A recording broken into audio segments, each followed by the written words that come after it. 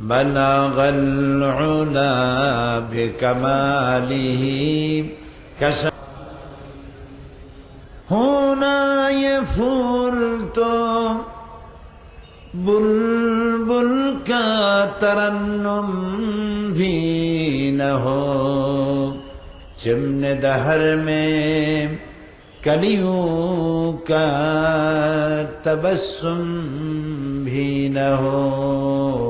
बलगल उला बिकमालिही कशफद दुजा बिजमाली।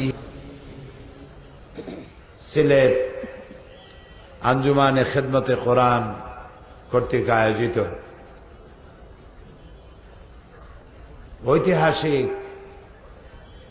তাফসিরুল কোরআন মাহফিল এর ৩১ বৎসর পূর্তি উপলক্ষে আয়োজিত এ মাহফিলের সম্মানিত সভাপতি শেখুল হাদিস হযরত মাওলানা আব্দুল মালিক সাহেব, বিশেষ রৌনক বখশ মেহমান বিশিষ্ট আলেম দ্বীন, জননন্দিত জনপ্রিয় জননেতা, বাংলাদেশ জাতীয় সংসদে মাননীয় সংসদ সদস্য হযরতুল আল্লাম ফরিদউদ্দিন চৌধুরী, বিশিষ্ট আলেম দ্বীন হযরত মাওলানা ইসহাক আল মাদানী, হাজারাত উলামায়ে কেরাম, প্রাণপ্রিয় সিলেটবাসী, সম্মানিত ভাইয়েরা, পর্দার আড়ালের মা এবং বোনেরা, সুপ্রিয় সাংবাদিক বৃন্দ, আসসালামু আলাইকুম ওয়া রাহমাতুল্লাহি ওয়া বারাকাতুহু। আমরা আল্লাহ সুবহানাহু ওয়া তাআলার দরবারে শুকরগুজার হচ্ছি যে মহান আল্লাহ তাবারক ওয়া তাআলা আমাদেরকে এ বিশাল মাহফিলে হাজির হওয়ার তৌফিক এনায়েত করেছেন। আমরা সকলে পড়ছি আলহামদুলিল্লাহ।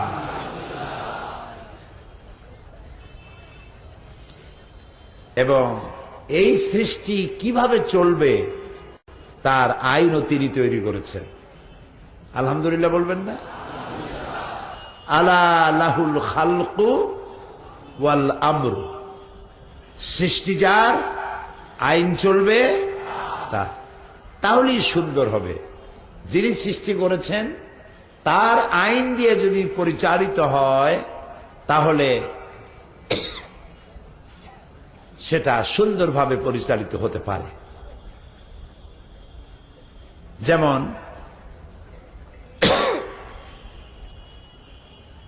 এই লাউড স্পিকারের মাধ্যমে আমি কথা বলছি, আমার কথাগুলি লাউডলি আপনারা শুনতে পাচ্ছেন। এটি কে তৈরি করেছে? একজন কয় আল্লাহ। মাইক কি আল্লাহ বানাইছেন? একটু বুঝে শুনে তো জবাব দিবে। এই মাইকগুলি বানিয়েছে বিজ্ঞান, মানুষ তৈরি করেছে। এখন এই মাইকে যদি কোনো সমস্যার সৃষ্টি হয়, আর যদি আমরা যে কয়েকজন আলেম ওলামা এখানে আসি সবাই যদি সূরা ফাতিহা পড়ে ফু দিই, ভালো হওয়ার সম্ভাবনা আছে? ক্ষীণ, খুবই ক্ষীণ সম্ভাবনা। এ মাইকটা ভালো হতে পারবে, পারপাস সার্ভ হবে। যিনি এটা তৈরি করেছেন তিনি এই মেশিনের সাথে একটা গাইড বই দিয়ে দিয়েছে। এটা কিভাবে, হাউ টু অপারেট, এটাকে কিভাবে অপারেট করা হবে তার একটা বই দিয়ে দিয়েছে। আপনার কাছে মোবাইল আছে না? মোবাইল নাই এরকম লোক আছে নাকি? খুবই কম, খুবই কম। সেদিন এক টেলিভিশনে এক অনুষ্ঠানে দেখলাম ভিক্ষুকের কাছেও মাইক, মোবাইল, মাইক না মোবাইল। সে মোবাইল করে বলছে স্যার অমুক সাহেব না? বলছে যে হ্যাঁ আমি তো তাই। আপনি কে? বলছে আমি তো ফকির সাহেব। আপনি কোন ফকির সাহেব?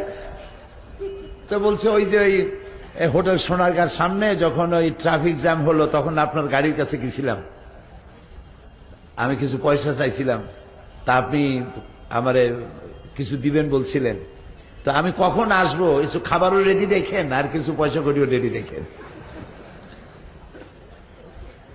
এই একটা মোবাইল, ছোট্ট একটি মোবাইল, সেটিও আপনি যখন কিনবেন দেখবেন একটা বক্স আপনাকে দিবে।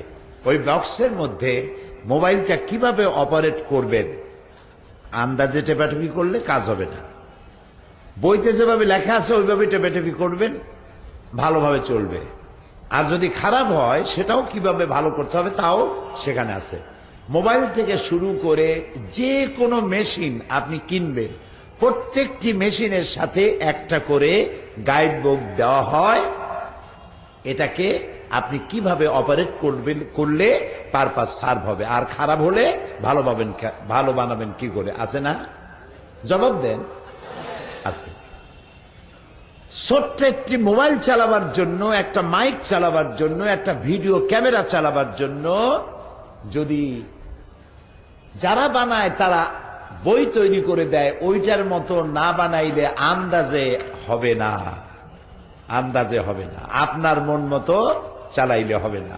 ওরা যেভাবে বলবে ওইভাবে অপারেট করলেই এটা চলবে। এ কথাটা কি বোঝা কঠিন হয়েছে না সহজ হয়েছে? তাহলে বিশাল আকাশটা যিনি বানিয়েছেন, এই সুন্দর পৃথিবী যিনি সৃষ্টি করেছেন, তার নাম কি? এরকম বললে হবে নাকি? পুরুষ ছেলের মতো বলবেন, আল মোহাব্বতে বলবেন, কে স্রষ্টা? তিনি সৃষ্টি করেছেন। এই পৃথিবীটা কিভাবে চালালে সুন্দরভাবে চলবে আর কিভাবে এটা না চালাইলে, নিজেদের ইচ্ছা মতো চালাইলে কেমনে সর্বনাশ হবে, সে কথাটাও তিনি বলে দিয়েছেন। এজন্য একটা গাইড বুক দিয়েছেন। নবী করিম সাল্লাল্লাহু আলাইহি ওয়াসাল্লাম বলেছেন, তারাকতু ফীকুম আমরাইন, দুটি জিনিস আমি রেখে গেলাম তোমাদের জন্য। কয়টা জিনিস রাখলাম? দুইটা জিনিস। একটা হলো কিতাবুল্লাহ, একটা হলো এটা কি? আল্লাহর কিতাব, এটা কোরআন শরীফ। আলহামদুলিল্লাহ বলেন। আর একটা দিলাম, সেটা কি? আপনারা কত বুদ্ধি করে, আর একটা কি? সুন্নাত, নবী করিম সাল্লাল্লাহু আলাইহি ওয়াসাল্লামের সুন্নাত, হাদিস। দুইটা লাইন দিলাম। আপনাদের এখানে ট্রেন লাইন আছে না? সিলেট থেকে ঢাকা ট্রেন লাইন আছে। ট্রেন চলে কয়টা লাইন দিয়া? চাকা চলে কয়টা লাইন? দুইটা লাইন। এই দুইটা লাইনের উপরে চাকাগুলি, চাকার উপরে কি থাকে? বগি। বগি বলে না? কম্পার্টমেন্ট, বগি। ওই বগির মধ্যে আপনি বসেন, বউ বসে, বাচ্চা বসে, মাল সামান বসে, সবাই নিয়ে আরামসে বসে আছেন, লাইনের উপর দিয়ে যাবেন। ট্রেন চালু হয়ে গেল, স্টার্ট করলো, সিলেট থেকে যাবে কোথায়? ঢাকা। লাইন এরকম আছে, এই লাইনের উপর দিয়ে চাকা চলতেছে। লাইন যদি চাকা থেকে একটু সরে যায়, প্রশস্ততা একটু যদি বেড়ে যায়, অথবা প্রশস্ততা একটু যদি ন্যারো হয়ে যায়, তাহলে কি হবে বলে? অ্যাক্সিডেন্ট হবে। অ্যাক্সিডেন্ট হলে কি হবে? যা হবার তাই হবে। জি, সব শেষ। আল্লাহ তাআলা তিনি এই পৃথিবী একটি ট্রানজিট ক্যাম্প করেছেন। এটা একটি transit camp. Transit camp, waiting room, এইটা আমাদের স্থায়ী জায়গা না, আমাদের একটা লাস্ট ডেস্টিনেশন, একটি শেষ গন্তব্য আছে। সেই গন্তব্যের নাম হলো জান্নাতুল ফেরদাউস। সুবহানাল্লাহ। এই পৃথিবী থেকে জীবন নামক, দেহ নামক গাড়িটা, এই দেহকে ধরুন, এই দেহটা কম্পার্টমেন্ট, এই গাড়িটা আল্লাহ জান্নাতে নিতে চান। এখানে আমাদেরকে এই স্টেশনে পাঠিয়েছেন। এই স্টেশনে এসেছি, একটা রিটার্ন কনফার্ম টিকিট নিয়ে এসেছি। সবাই, সকলের হাতে কি আছে বলেন? একটা, শুধু টিকিট না, কনফার্ম রিটার্ন টিকিট। কনফার্ম, এটাকে রিকনফার্ম করার কোনো প্রয়োজন নাই। কনফার্ম রিটার্ন টিকিট সাথে দিয়ে দেওয়া হয়েছে। এখানে আসছি, এইখান থেকে আমার গন্তব্য কোথায় বলেন তো বুদ্ধি করে? গন্তব্য কোথায়? আল্লাহর জান্নাত। বলেন কোথায়? আল্লাহর জান্নাত। এটা হলো গন্তব্য। এখন এই দেহ নামক গাড়িটি আল্লাহর জান্নাতে যাওয়ার জন্য রাসূলুল্লাহ বললেন দুইটা লাইন পাইতে দিয়ে গেলাম, একটার নাম কোরআন আর একটার নাম হাদিস। তোমার দেহটা এই কোরআন আর হাদিস নামক লাইনের উপরে উঠায় দাও। তোমার জীবন গাড়ির চাকা, জীবন গাড়ি, জীবন চলতে গেলে চাকা লাগবে। জীবন চলতে গেলে কি লাগবে? চাকা লাগবে। চাকাগুলি কি? চাকা হলো তোমার ব্যক্তি, তোমার পরিবার, তোমার সমাজ, তোমার রাষ্ট্র, তোমার অর্থনীতি, তোমার যুদ্ধনীতি, তোমার শিক্ষানীতি, তোমার সন্ধি, তোমার বন্দি, তোমার দুনিয়ায় চলতে যা লাগে এ সবগুলি চাকা। আর এই চাকাগুলি কোরআন আর হাদিস নামক দুইটা লাইনের উপর উঠায় দাও। যদি এই লাইনের উপরে সঠিকভাবে থাকে, একদম ছেড়ে দেবে দুনিয়া থেকে এই গাড়ি, আর শেষ গন্তব্য জান্নাতুল ফেরদাউসে দেহ চলে যাবে। কিন্তু মাঝখানে যদি অর্থনীতির চাকা দৌড় দেয় ইউরোপের দিকে, রাজনীতির চাকা যদি দৌড় মারে আমেরিকার দিকে, সাংস্কৃতিক জীবনের চাকা যদি দৌড় মারে শান্তিনিকেতনের দিকে, তাহলে কি হবে? ও, এখন কিন্তু পরীক্ষা চলতেছে, আমি কিন্তু মার্ক দিতে পারবো না যদি জবাব না দেন। কি হবে? অ্যাক্সিডেন্ট হবে। আর অ্যাক্সিডেন্ট হলে পরে যা হবার তাই হবে। কথা কি বুঝে আসছে? এখন আল্লাহ রাব্বুল আলামিন আইন দিয়েছেন এই পৃথিবীকে পরিচালনা করার জন্য। কিভাবে পৃথিবী পরিচালিত হবে, আপনি আমি কিভাবে চললে দুনিয়া শান্তি পাবো এবং আখিরাতে শান্তি পাবো, এজন্য আল্লাহ তাআলা একখানা কিতাব দিয়েছেন। কিতাবখানার নাম কোরআন শরীফ। সুবহানাল্লাহ বলেন। যেই কিতাবের ভিতরে কোনো ভুল নাই, লা রাইবা ফি, বিন্দু মাত্র ভুল নাই।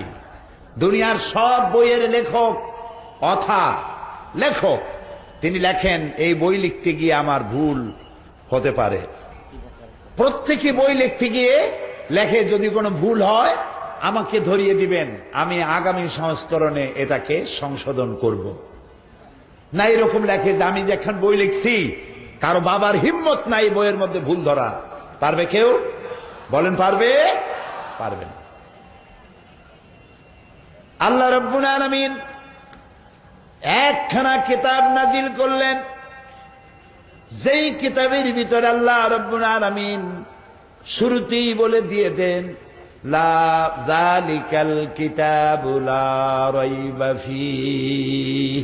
এই কিতাবের মধ্যে কোনো ভুল নাই, কোনো সন্দেহ নাই, কোনো সন্দেহ করার ভুলে কোনো অবকাশ নাই। সুবহানাল্লাহ। এবং এই কিতাবের কত যে তাফসীর হলো, আজ পর্যন্ত তাফসীর শেষ হয় নাই। আটলান্টিক মহাসাগরের পানি শেষ হয়ে যেতে পারে, প্রশান্ত মহাসাগরের পানি শেষ হয়ে যেতে পারে, সাহারা মরুভূমির বালু একদিন শেষ হয়ে যেতে পারে, কিন্তু কোরআনের আলোচনার কোনো শেষ নাই। আল্লাহ রাব্বুল আলামিন বলেন, قُلْ لَوْ كَانَ الْبَحْرُ مِدَادًا لِكَلِمَاتِ رَبِّي لَنَفِدَ الْبَحْرُ قَبْلَ أَنْ تَنْفَدَ كَلِمَاتُ رَبِّي وَلَوْ جِئْنَا بِمِثْلِهِ مَدَدًا। আল্লাহ রাব্বুল আলামিন বলেন, হে নবী আপনি বলুন, তাম পৃথিবীর সমস্ত পানিগুলি যদি কালি হয়ে যায়, আর সেই কালি দিয়ে যদি আমার রবের কালেমার ব্যাখ্যা লেখা যদি শুরু হয়ে যায়, লিখতে লিখতে তাম পৃথিবীর সমস্ত পানিগুলি শেষ হয়ে যাবে, আমার রবের কালেমার ব্যাখ্যা লেখা শেষ হবে না।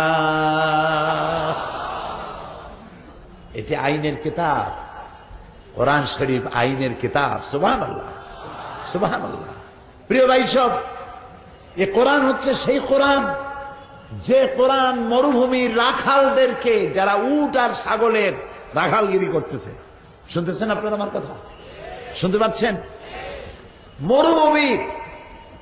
মরুভূমিতে যারা উট এবং ভেড়া ছাগলের রাখালগিরি করত, সেই সব রাখালদেরকে ধরে বাদশা বানাই দিয়েছে। তাও সুবহানাল্লাহ কইতে ইচ্ছা করে না। কৃত দাসদেরকে ধরে যুদ্ধের ময়দানে সেনাপতি বানায় দিয়েছে। সাধারণ গ্রামের চাষিকে ধরে বিচারপতি বানায় দিয়েছে। কে করেছে? এ কোরআন। আমাদের কলেজ বিশ্ববিদ্যালয়গুলিতে অনেক সিলেবাসের অনেক বই আছে, এবং এই বইগুলি পড়াশোনা করে বিশ্ববিদ্যালয় থেকে যে ধরনের প্রোডাকশন আমরা আশা করি, বিশ্ববিদ্যালয়গুলি আমাদেরকে সেই ধরনের প্রোডাকশন দিতে পারছে না? পারছে না। আমি বলবো না যে বিশ্ববিদ্যালয় এবং কলেজগুলি সব খারাপ ছেলেপেলে বের করছে, আমি বলবো না। তবে আমরা যেমনটি চাই ওই মানের সৎ, চরিত্রবান, যোগ্যতা, দক্ষতা, স্বচ্ছতা, বিশ্বস্ততা দিয়ে পরিপূর্ণ এই ধরনের প্রোডাকশন কম পাচ্ছি, ঠিক না? নবী করিম সাল্লাল্লাহু আলাইহি ওয়াসাল্লাম তার বিশ্ববিদ্যালয়ের সিলেবাসে কিতাব ছিল মাত্র 2খানা। কয়খান ছিল? 2খান। একখানের নাম কোরআন আর একখানের নাম হাদিস। এবার দেখেন তো ছাত্র কারা? আবু বকর, ওমর, ওসমান, আলী, খাব্বাব, খুবাইব, আমর ইবনুল আস, আবু মুসা আশআরী, জুবায়ের, জাবের, আব্দুর রহমান বিন আউফ, আবু উবাইদা ইবনুল জাররাহ, আবু মুসা আশআরী রিদওয়ানুল্লাহ তাআলা আলাইহিম আজমাইন। এসব হচ্ছে রাসূলের বিশ্ববিদ্যালয়ের ছাত্র। সুবহানাল্লাহ। সারা পৃথিবীর সমস্ত বিশ্ববিদ্যালয়গুলি একত্রিত হয়ে হযরত ওমরের মতো একজন শাসক বানাইতে পারবে? হযরত খালেদের মতো একজন সেনাপতি বানাতে পারবে? হযরত আবু বকর রাদিয়াল্লাহু তাআলা আনহুর মতো একজন ন্যায় বিচারক, একজন বাদশাহ বানাইতে পারবে? পারবে না। তাহলে মূল যে বিষয়টি ছিল সেই বিষয়টি থেকে আমরা সরে এসেছি। আমি আজকে আপনাদেরকে বুঝাইতে চেষ্টা করব, নিজেও বুঝতে চেষ্টা করব। আল্লাহ যেন তৌফিক দেন, বলে না আমি লোকেরা বলে মুফাসসিরে কোরআন, আসলে কি এর মুফাসসিরে কোরআন? আমি তাফসীরের ছাত্র মাত্র, বুঝতে চেষ্টা করতেছি। বিগত অর্ধ শতাব্দী ধরে বুঝতে চেষ্টা করতেছি, কোন কুল কেনারা করতে পারিনি। বুঝিলাম ইহা যে কিছুই বুঝিলাম না। মালুম শোধ কে হিচ মালুম না শোধ। সারা পৃথিবীর এত বড় নিয়ামত যেই জাতির কাছে, সেই জাতি পৃথিবীর মধ্যে আজকে মার খায়। তার নাম সন্ত্রাসী, তার নাম ফান্ডামেন্টালিস্ট, তার নাম রিয়াকশনারি, তার নাম প্রতিক্রিয়াশীল, তার নাম মৌলবাদী, তার নাম পৃথিবীতে সবচাইতে ঘৃণিত নাম ওই জাতির, যেই জাতির কাছে রয়েছে আল্লাহর কোরআন। ইন্না লিল্লাহি ওয়া ইন্না ইলাইহি রাজিউন। এর থেকে মুসলমানদের জীবনে আর বিপদ কি হতে পারে? কোরআনের মতো একখানা কিতাব। দেখুন তো, তাওরাত কে নাজিল করেছেন? একেবারে ঠাস ঠাস করে জবাব দেবেন পুরুষের মতো। তাওরাত কে নাজিল করেছেন? জাবুর কে নাজিল করেছেন? ইনজিল কে দিয়েছেন? আল্লাহ কি বলেছেন জাবুর হেফাজত করব? আল্লাহ কি বলেছেন তাওরাত হেফাজত করব? আল্লাহ কি বলেছেন ইনজিল হেফাজত করব? বলেন নাই। কিন্তু কোরআনের ব্যাপারে বলেছেন। আল্লাহ তাআলা বলেন, ইন্না নাহনু নাযালনা যিকরা ওয়া ইন্না লাহু লাহাফিজুন। কোরআন নাজিল করেছি আমি আল্লাহ, আর এর সংরক্ষণের সবটুকুন দায়িত্ব আমি আল্লাহ আমার হাতে আমি গ্রহণ করেছি। এটা আমি হেফাজত করব। কোরআনটারে কে হেফাজত করবেন? কেন দায়িত্ব নিলেন? এই জন্য নিয়েছেন। ওই সব কিতাবের দায়িত্ব নেন নাই এই কারণে, যেহেতু শরীয়ত ইনকমপ্লিট, শরীয়ত তিনি কমপ্লিট তখনও করেন নাই, নবুয়তের মিশন বন্ধ করেন নাই। কিতাব আসবে, আরো নবী আসবে, সেই জন্য ওটা হেফাজতের দরকার নাই। এগুলি একটা একটা করে কাট হয়ে যাবে। ইনজিল নাজিল হওয়ার পর কোরআন আসলো। কোরআন নাজিল হওয়ার পর আল্লাহ তাআলা শরীয়তকে কমপ্লিট করে দিলেন এবং নবুয়তের মিশনকে কাট করে দিলেন। পৃথিবীতে আর নবী আসবে না, নবী আসার প্রয়োজন নাই, আর নবী যখন আসবে না কিতাব আসারও কোনো দরকার নাই। এই জন্য কোরআনে কারীমকে আল্লাহ রাব্বুল আলামিন বললেন, এটাকে আমি হেফাজত করব। পৃথিবী পরিচালনার জন্য কোরআন হচ্ছে সব থেকে বড় গাইড, বড় পথপ্রদর্শক কিতাব। এর থেকে সুন্দর কিতাব আর পৃথিবীতে কারো নাই। এই জন্য এই সিলেটে, আমার প্রাণ প্রিয় সিলেটে, আজকের এই মাহফিলে যেসব হিন্দু ভাইরা এসেছেন, বৌদ্ধ খ্রিস্টান এসেছেন, সকলকেই কোরআনের মাহফিল থেকে সুস্বাগতম বলছি, মোস্ট ওয়েলকাম বলছি, মারহাবা বলছি, মোবারকবাদ জানাচ্ছি, ধন্যবাদ জানাচ্ছি। কারণ কোরআন আল্লাহ তাআলা শুধু মুসলমানদের জন্য নাজিল করেন নাই। কোরআন কাদের? হুদাল লিন্নাস, বিশ্ববাসীর জন্য। আল্লাহ শুধু মুসলমানদের আল্লাহ নন। আল্লাহ রাব্বুল আলামিন যেমন সকলের জন্য আল্লাহ, যার উপরে নাজিল করেছেন তিনি সকলের জন্য রহমত। আর যে কিতাব নাজিল করলেন সেই কিতাবকে আল্লাহ তাআলা হুদাল লিন্নাস, পৃথিবীর সব মানুষের জন্য নাজিল করেছেন। এই জন্য আমি বলি, হিন্দু, খ্রিস্টান, বৌদ্ধ, আপনার মুসলমান হওয়া লাগবে না। আপনি আপনার ধর্মে থেকে যদি কোরআনের আইনকে অনুসরণ করেন, আপনিও শান্তি পাবেন। বুঝেন নাই? বুঝেন নাই? বুঝাতে চেষ্টা করব ইনশাআল্লাহ। তবে সাহায্য চাই আল্লাহর কাছে। সুবহানাকা লা ইলমা লানা ইল্লা মা আল্লামতানা আলাইহি তাওয়াক্কালতু ওয়া ইলাইহি উনীব। খুব মজবুত হয়ে বসেন, কান আর মন খোলা রেখে বসেন। বুঝাবার মালিক কে? বুঝাবার মালিক কে? আল্লাহ তাআলা। ইব্রাহিম আলাইহিস সালাম বুঝছিলেন না। রাসূলুল্লাহকে আল্লাহ তাআলা বলছেন, ওয়াজাদাকা দাল্লান ফাহাদা, আপনি পথ হারা ছিলেন, আমি আপনারে পথ দেখাইছি। সুবহানাল্লাহ বলবেন না? আল্লাহ রাসূলকে বলছেন, আপনি পথ হারা ছিলেন, আমি আপনাকে পথ দেখিয়েছি। ইব্রাহিম আলাইহিস সালাম পথ হারা ছিলেন, দিশা হারা ছিলেন। আকাশের তারকা দেখেছেন, আর তারকা দেখে তিনি বললেন, হাযা রাব্বি, ফালাম্মা জান্না আলাইহিল লাইলু রাআ কাওকাবান ক্বালা হাযা রাব্বি। তিনি রব তালাশ করতেছিলেন, আল্লাহ কই, কে আমারে সৃষ্টি করেছে? এই যে মূর্তিগুলা, এগুলো মানুষ হাতে বানায়, এগুলোর সামনে মানুষ মাথা নত করছে, আমারে বানাইলো কে? সে তো নিজেকেও হেফাজত করতে পারে না। উনি দেখলেন মূর্তিগুলার সামনে খাবার থাকে, কুকুরে খাইয়ে যায়, মাছিতে খাইয়ে যায়, ঠেকাইতেও পারে না। তুই আমারে বিপদ থেকে বাঁচাবে কেমনে? আমার রব কে? আমার স্রষ্টা কে? আল্লাহ কি ইব্রাহিম আলাইহিস সালামের বুঝাইছিলেন? তাও বোঝেন, বুঝাইছেন। হযরত ইব্রাহিম আলাইহিস সালাম আকাশের তারকা দেখে বললেন,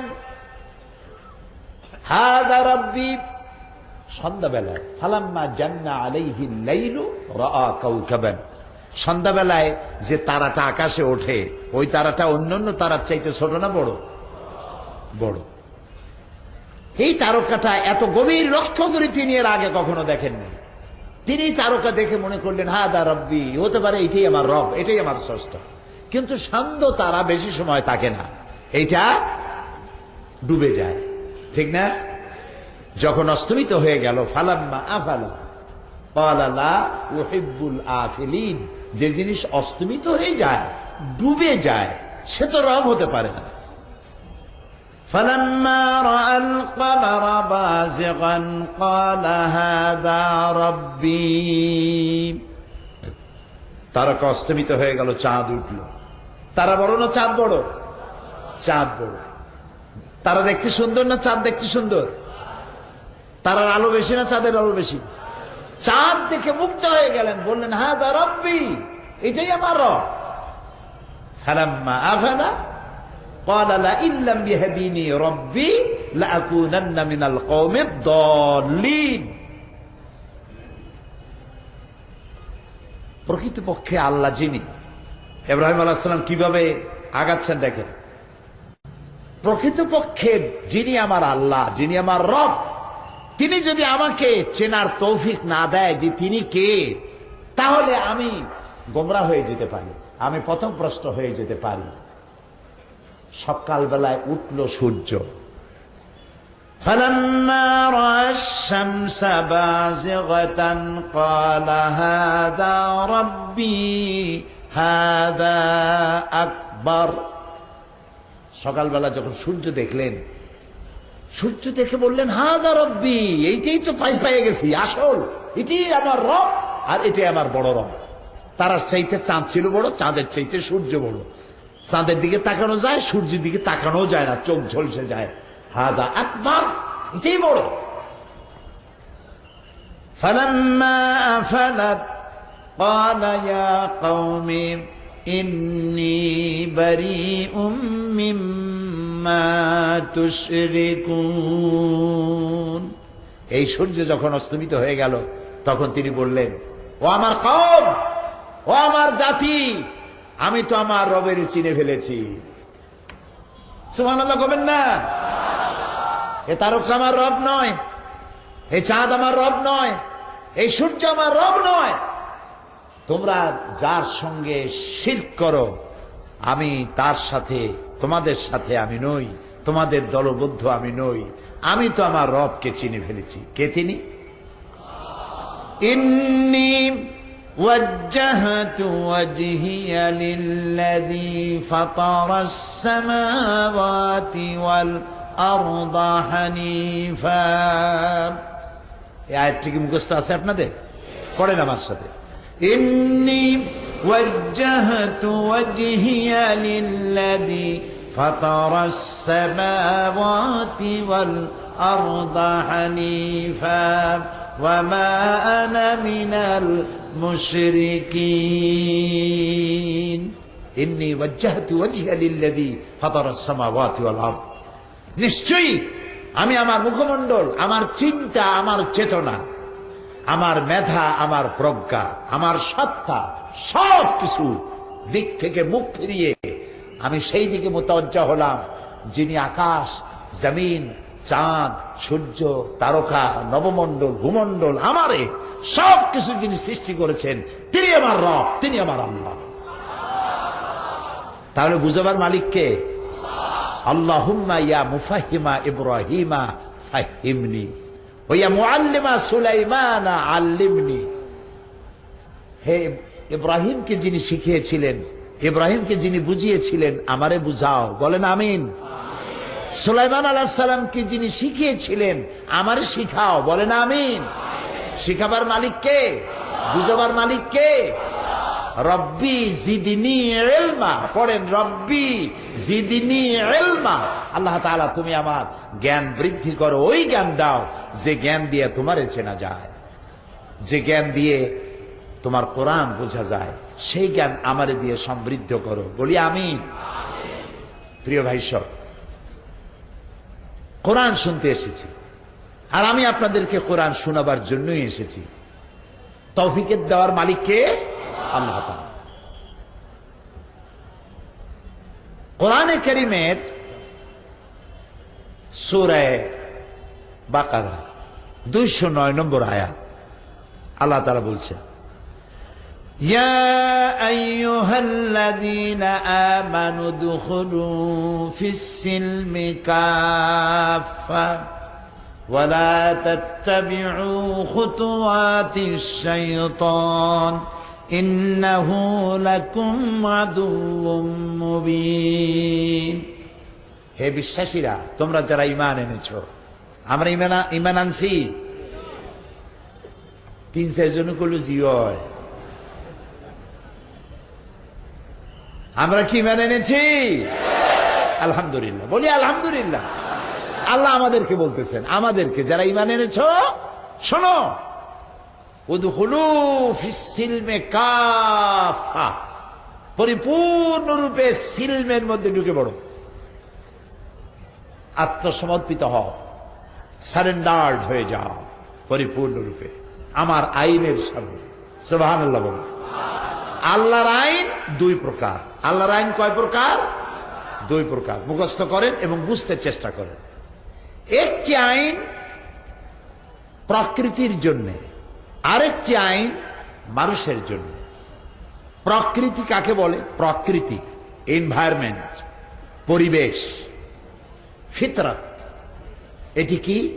এটি হচ্ছে আকাশ, চন্দ্র, সূর্য, গ্রহ, নক্ষত্র, সৌররাজি, নবমণ্ডল, ভূমণ্ডল, পৃথিবী, কীটপতঙ্গ, পাহাড় পর্বত, নদ নদী, সাগর, মহাসমুদ্র, এসব কিছু পরিবেশ। এই পরিবেশের জন্য, এই প্রকৃতির জন্য আল্লাহর একটি আইন আছে, আরেকটি আইন আছে কার জন্য? এই সুবহানাল্লাহ, বুঝে ফেলেছেন? এখন আমি মজা পাচ্ছি, মজা পাচ্ছি এই জন্য যে আপনারা বুঝতে পারতেছেন, আলহামদুলিল্লাহ। তাহলে আইন হলো কয়টা? দুইটা। খুব লক্ষ্য করেন। এক নম্বর আইন হলো, একটি আইন ও প্রকৃতির জন্য।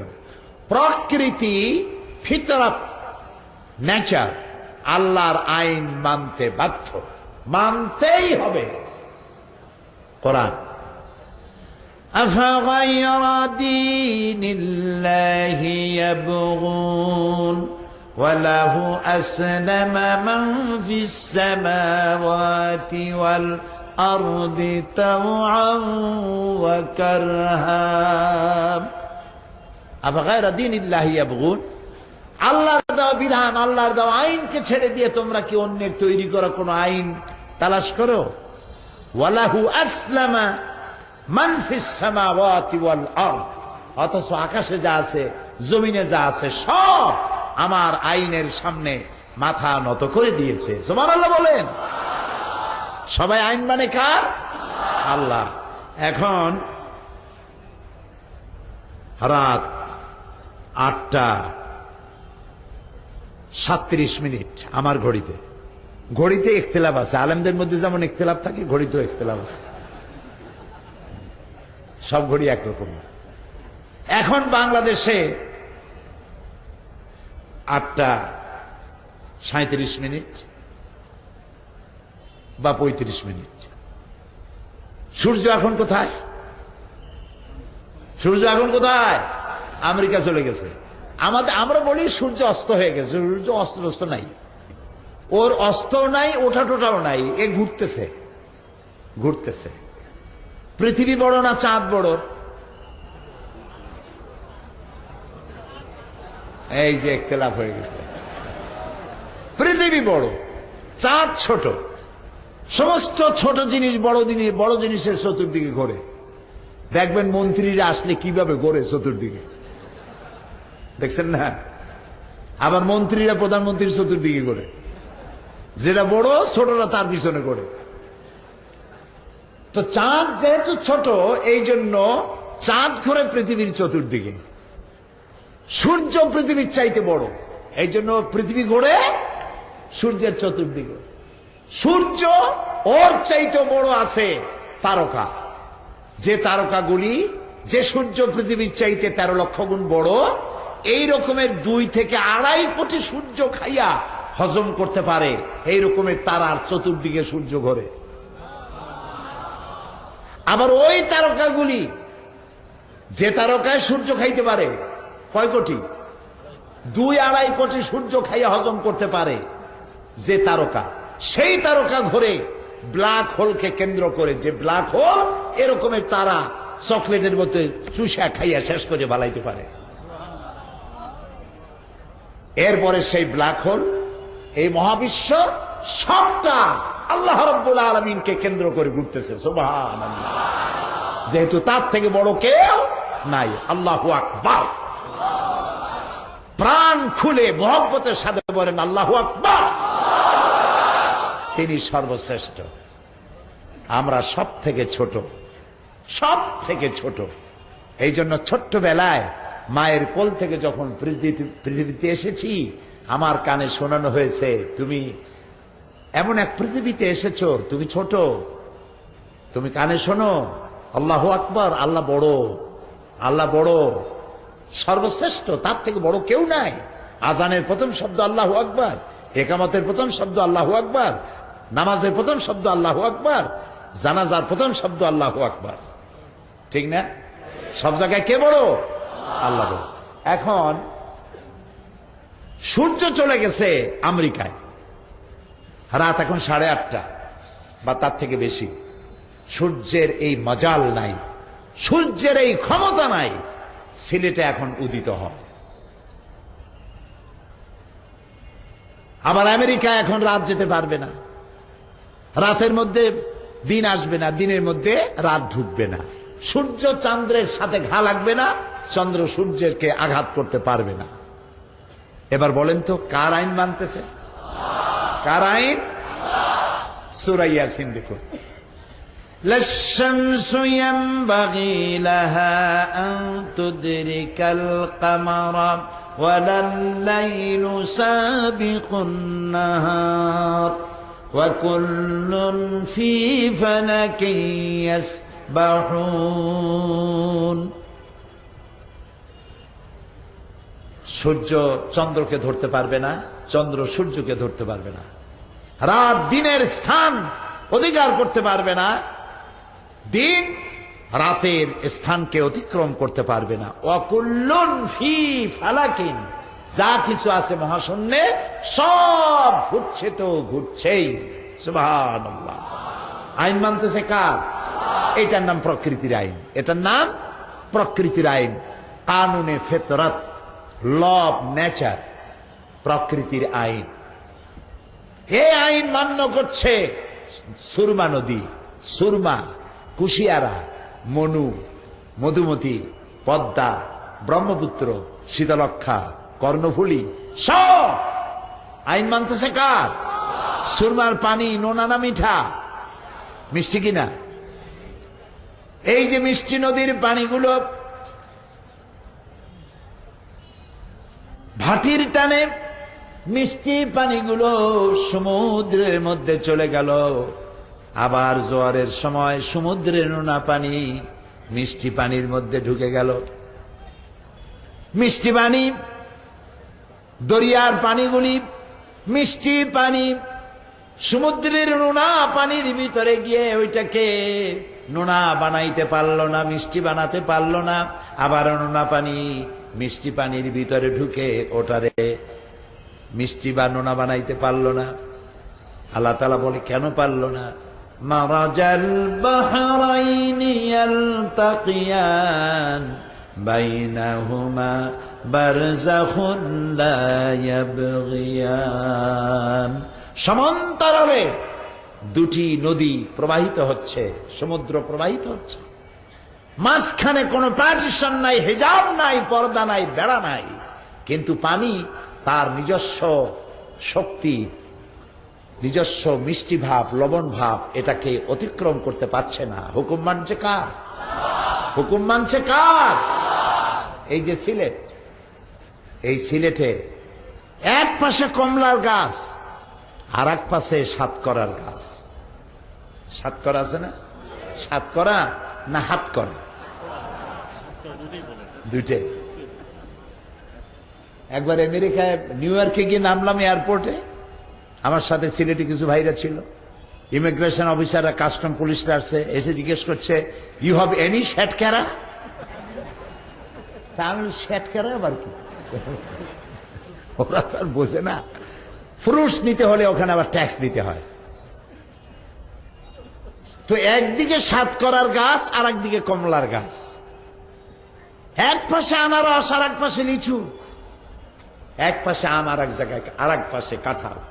একই জমিনের ফসফরাস, সোডিয়াম, একই জমিনের উপাদান, একই সূর্যের আলো, একই বৃষ্টির পানি, একই জ্যোৎস্নার আলো, একই শিশির বিন্দু দিয়ে বেড়ে উঠেছে পাশাপাশি গাছ।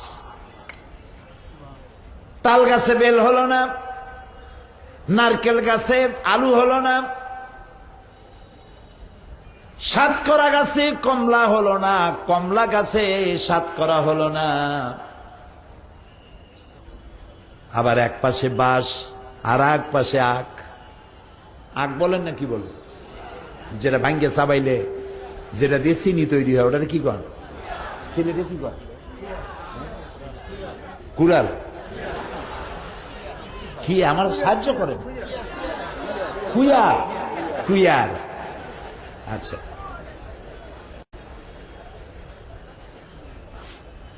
সিলেটি আমি বুঝি, কিন্তু কইতাম পারলাম না। 100% বুঝি। আপনারা আমার কাছে বসে কথা বলেন, 100% বুঝবে, কিন্তু বলতে পারি না, এটাই যে একটু সমস্যা। তা কুইয়ার, আচ্ছা কুইয়ার আর বাঁশ এক জায়গায় হয়েছে। কুইয়ার যদি চাবান কেমন লাগে? কেমন লাগে? এবার বাঁশ চাবান তো দাঁত থাকবে একটাও, জিব্বে টিব্বে শুদ্ধ বিদায় হয়ে যাবে। আখের মধ্যে রস হলো, বাঁশের মধ্যে রস হলো না। তাল গাছে বেল হলো না, আম গাছে কাঁঠাল হলো না। সারা জীবন খাইলাম, চিন্তা করলাম না কেন হলো না। আমার আল্লাহ বলেন কেন হলো না, শোনো। ওয়ালান তাজিদা লিসুন্নাতিল্লাহি তাবদীলা। আমার কানুনে ফিতরতের ভিতরে, আমার ল অফ নেচারের মধ্যে, আমার প্রকৃতির আইনের ভেতরে কোনো পরিবর্তন কোনো দিন হবে না। আমার আইন মানতে হবে। সুবহানাল্লাহ। সবাই মানতেছে, সবাই মানতেছে। দেখুন না ভাই, বাংলাদেশের ম্যানগ্রোভ ফরেস্ট, সুন্দরবন, এটার ভাগ আপনারা পান নাই, আমরা পাইছি দক্ষিণাঞ্চলে। আপনারা পাহাড় পেয়েছেন, পাথর পেয়েছেন, চা পাইছেন, আমরা আবার ওইটা পাইনি। আল্লাহ এক এক জায়গা আর এক জায়গার উপরে নির্ভর করে রাখছেন। যেমন এক একটা মানুষ আর একটা মানুষের কাছে ঠেকা করে রাখছে। আপনি কোন জায়গায় মাথা নত করবেন না, সব জায়গায় মাথা উঁচু করে রাখবেন, কিন্তু নাপিতের কাছে গেলে মাথা নত করা লাগবে। কোনো না কোনো জায়গায় ঠেকা আছেন, ঠিক কিনা? তো আপনার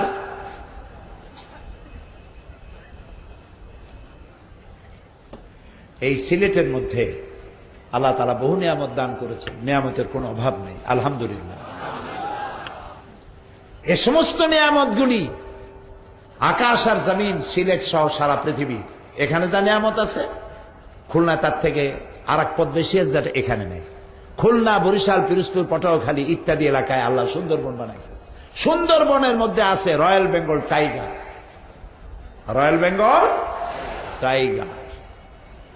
এনিম্যাল প্ল্যানেট দেখেন, ডিসকভারি দেখেন, ন্যাশনাল জিওগ্রাফি দেখেন, আল্লাহ কি বানাইছে। সুবহানাল্লাহ বলে আল্লাহরে সেজদা না দিয়ে যাবেন কই? আল্লাহ কি সুন্দর সৃষ্টি, দেখলে অবাক হয়ে যাবে। কিলিং ফর লিভিং, ও বাঁচার জন্য খায়, কিভাবে মারতেছে। সমানে দৌড়াচ্ছে হরিণ, চিতাবাঘ দৌড়াচ্ছে পেছনে তাকে ধরার জন্য। চিতাবাঘ দৌড়াচ্ছে প্রতি ঘন্টায় 60 থেকে 70 মাইল বেগে। চিন্তা করতে পারেন? চিন্তা করতে পারেন? কি দ্রুতগামী। তার থেকে বেশি দৌড়াচ্ছে হরিণ। এক পর্যায়ে হরিণ কাত হয়ে গেল, বাঘ তারে খাইয়া তার ক্ষুধা নিবৃত্ত করল। ওদের কাছে মারামারির যন্ত্র আছে, কিন্তু মারামারি করে না, শুধু বাঁচার জন্য খায়। ওইটুকুনের জন্য যেটুকুন করা লাগে সেটুকুন করে। আইন মানে আল্লাহ। আর এই সুন্দরবন আল্লাহ বানাইলেন দক্ষিণ অঞ্চলের পাশ দিয়া, সমুদ্রের উপকূল দিয়া। সিলেটে দিলেন না কেন? এটা নীলফামারী, রংপুর দিলেন না কেন? এগুলো চিন্তা করা দরকার। খালি ভাত খাইয়েন না, এগুলো চিন্তা করে। কারণ হলো বঙ্গোপসাগর হচ্ছে সাইক্লোন জোন। বঙ্গোপসাগর বাংলাদেশের যে এরিয়া, এটা সাইক্লোন জোন। এইখানে সামুদ্রিক জলোচ্ছ্বাস এবং ঘূর্ণিঝড় এখানে উৎপত্তি হয়। 280 mile speed, great danger number, signal number 10। 500 mile, 500 kilometre স্পিডে, 1000 মাইল বেগে ঝোড়ো হাওয়া প্রবাহিত হবে। এখন এই ঝোড়ো হাওয়ার যদি আঘাত লাগে, প্রথম আঘাতে পটুয়াখালী, বরিশাল, পিরোজপুর, সাতক্ষীরা, বাগেরহাট, কুয়াকাটা, বিসমিল্লাহ, এটা সব শেষ। প্রথম আঘাতে আল্লাহ তাআলা তিনি তো সব সৃষ্টি করেছেন, এখানে সুন্দরবন বানাই দিয়েছেন। প্রথম আঘাত প্রোটেক্ট করবে, প্রথম আঘাতটাকে সামলায় দেবে সুন্দরবন, যাতে মানবকুল ধ্বংস না হয়ে যায়। সুবহানাল্লাহ, সুবহানাল্লাহ। এই গাছ কেউ লাগায়নি, কোন মানুষের কোন গভর্নমেন্ট সুন্দরবনে গাছ লাগায় না। কে লাগায়? যাই দেখে আসেন। আমি দেখছি জঙ্গলের মধ্যে যেখানে সুন্দরী গাছ, সব সুন্দরী গাছ। সুন্দরী গাছ মানে গাছটা দেখতে সুন্দরী মেয়েদের মতো তা না, কিন্তু গাছটার নামই সুন্দরী কাঠ। সুন্দরী কাঠ, বাইন কাঠ, কেওড়া কাঠ, পশুরি কাঠ, গোলপাতা, নানান রকমের গাছ দিয়ে সাজানো। আপনি যেখানে ঢুকবেন সুন্দরী এলাকায় সব সুন্দরী কাঠ, যেখানে বাইন গাছ সব বাইন গাছ, যেখানে পশুরি সেখানে সব পশুরি, যেখানে কেওড়া সেখানে সব কেওড়া। অথচ জোয়ারের পানিতে ফলগুলো ভেসে চলে যায়, মাটির থেকে উপরে ওঠে, ভাটির টানে এগুলি ভার হয়ে যার যার জায়গায় পড়ে। আল্লাহ তাআলার আপন কুদরতে এই বাগান তিনি নিজে সাজায় রাখছেন। এগুলির জন্য গভর্নমেন্টের আছে ফরেস্ট ডিপার্টমেন্ট। ফরেস্ট ডিপার্টমেন্টের লোকরা পাহারা দেয় যাতে করে গাছগুলো চোরাই না হয়। তারপরেও মানুষটা সব সমান না, কিছু মানুষ আছে যা এগুলারে সর্বনাশ করে। সেই জন্য আল্লাহ দেখলেন যেগুলো তো বংশানুক্রমে সবাই খাইতে পারবে না, গার্ড আল্লাহ নিজের পক্ষ থেকেও কিছু গার্ড দরকার। সেই জন্য সুন্দরবন রক্ষা করার জন্য আল্লাহ নিজের কিছু গার্ড দিয়ে দিলেন। কত নাম কি? Royal Bengal tiger. ওর সামনে যদি পড়ে যান আর যদি বলেন বাবা রয়্যাল বেঙ্গল টাইগার 10 কোটি টাকা দেবো আমারে বাঁচাও, বাঁচাবে না? এক থাপ্পড়ে বাস কাম শেষ। আল্লাহর আইন মেনে চলছে। আকাশ, জমিন, চন্দ্র, সূর্য, গ্রহ, নক্ষত্র সব আল্লাহর আইনের সামনে তাও ইচ্ছায় হোক অনিচ্ছায় হোক আল্লাহর আইন মেনে চলছে। আমি এই প্রকৃতির আইন বুঝাইতে গেলে সারা রাত চলে যাবে, আমি সেদিকে যাব না। আমার একটা টার্গেট আছে, সেই টার্গেটে আপনাদের নিয়ে যাব ইনশাআল্লাহ। বলেন ইনশাআল্লাহ, বলেন ইনশাআল্লাহ। কোরআন, সুবহানাল্লাহ। গল্প গুজবের মাহফিল না, কোরআন। আল্লাহু আকবার। কোরআনের চাইতে শ্রেষ্ঠ ওয়াজের কিতাব পৃথিবীতে আর না। এ দেখেন আল্লাহ তাআলা কি সুন্দর করে বলছেন। বার করেন তো সূরা মুলুকটা। আল্লাহ তাআলা বলছেন দেখো আমার সৃষ্টির মধ্যে কোনো ভুল নাই। সুবহানাল্লাহ বলেন। আমার সৃষ্টির মধ্যে কোনো ভুল নাই। আকাশের দিকে তাকাও, জমিনের দিকে তাকাও। 29 পারা। হ্যাঁ দেখেন এতক্ষণ লাগে নাকি বের করতে? তা আমার আকাশ দেখো, আমার জমিন দেখো। আল্লাযী খালাকা সাবা সামাওয়াতিন তিবাকা। ওই দেখেন না, আল্লাযী খালাকা সাবা সামাওয়াতিন তিবাকা মা তারা ফি খালকির রহমানে মিন তাফাউত। ক্ষমাশীল তিনি, ক্ষমাশীল তিনি। সপ্ত আকাশ রচিলেন থরে থরে, কোন ত্রুটি হেরিবে না তার পূর্ণ সৃজন পরে। চাহো তুমি তার সৃষ্টি পানে, দেখো কিছু ভুল চুক, ফিরাও তোমার নয়ন খানি, ফিরাও তোমার মুখ। আমাদের জাতীয় কবি কাজী নজরুল ইসলামের কাব্যানুবাদ। আলহামদুলিল্লাহ বলে। কাজী নজরুল ইসলামও কবি, আর আমার দেশে পাটের দড়ির মতো সাদা মাথার চুল একটা কবি আছে, যে কবি বলেছিল ফজরের আজান যখন শুনি তখন মনে হয় যেন বেশ্যা তার খরিদ্দার ডাকতেছে। তুমি তো তা শুনবাই, কারণ ছাত্র জীবন থেকে শুরু করে যেসব জায়গায় গেছো আজানের মধ্যে ওই আওয়াজ ছাড়া শুনবাটা কি? মরার সময় ওইটা শুনেই মরবা তুমি। জাতীয় কবি কাজী নজরুল মসজিদের পাশে আমার কবর দিও ভাই, যেন সকাল সন্ধে মুয়াজ্জিনের আজান শুনতে পায়। সুবহানাল্লাহ, সুবহানাল্লাহ। আল্লাহ তার এই কথা কবুল করছেন, করছেন না? 100% কবুল করছেন। সুবহানাল্লাহ। এর নাম কবি। মাদ্রাসায় পড়াশোনা করে নাই, কোরআনের কাব্যানুবাদ করেছেন। জাতীয় কবি কাজী নজরুল, আমরা দোয়া করি আল্লাহ তুমি তারে বেহেশত দাও। আমার রসুলের শানে কি সব কবিতা তিনি লিখেছেন। আমার রসুলের শানে, নিখিলের চির সুন্দর সৃষ্টি আমার মুহাম্মদ রসুল।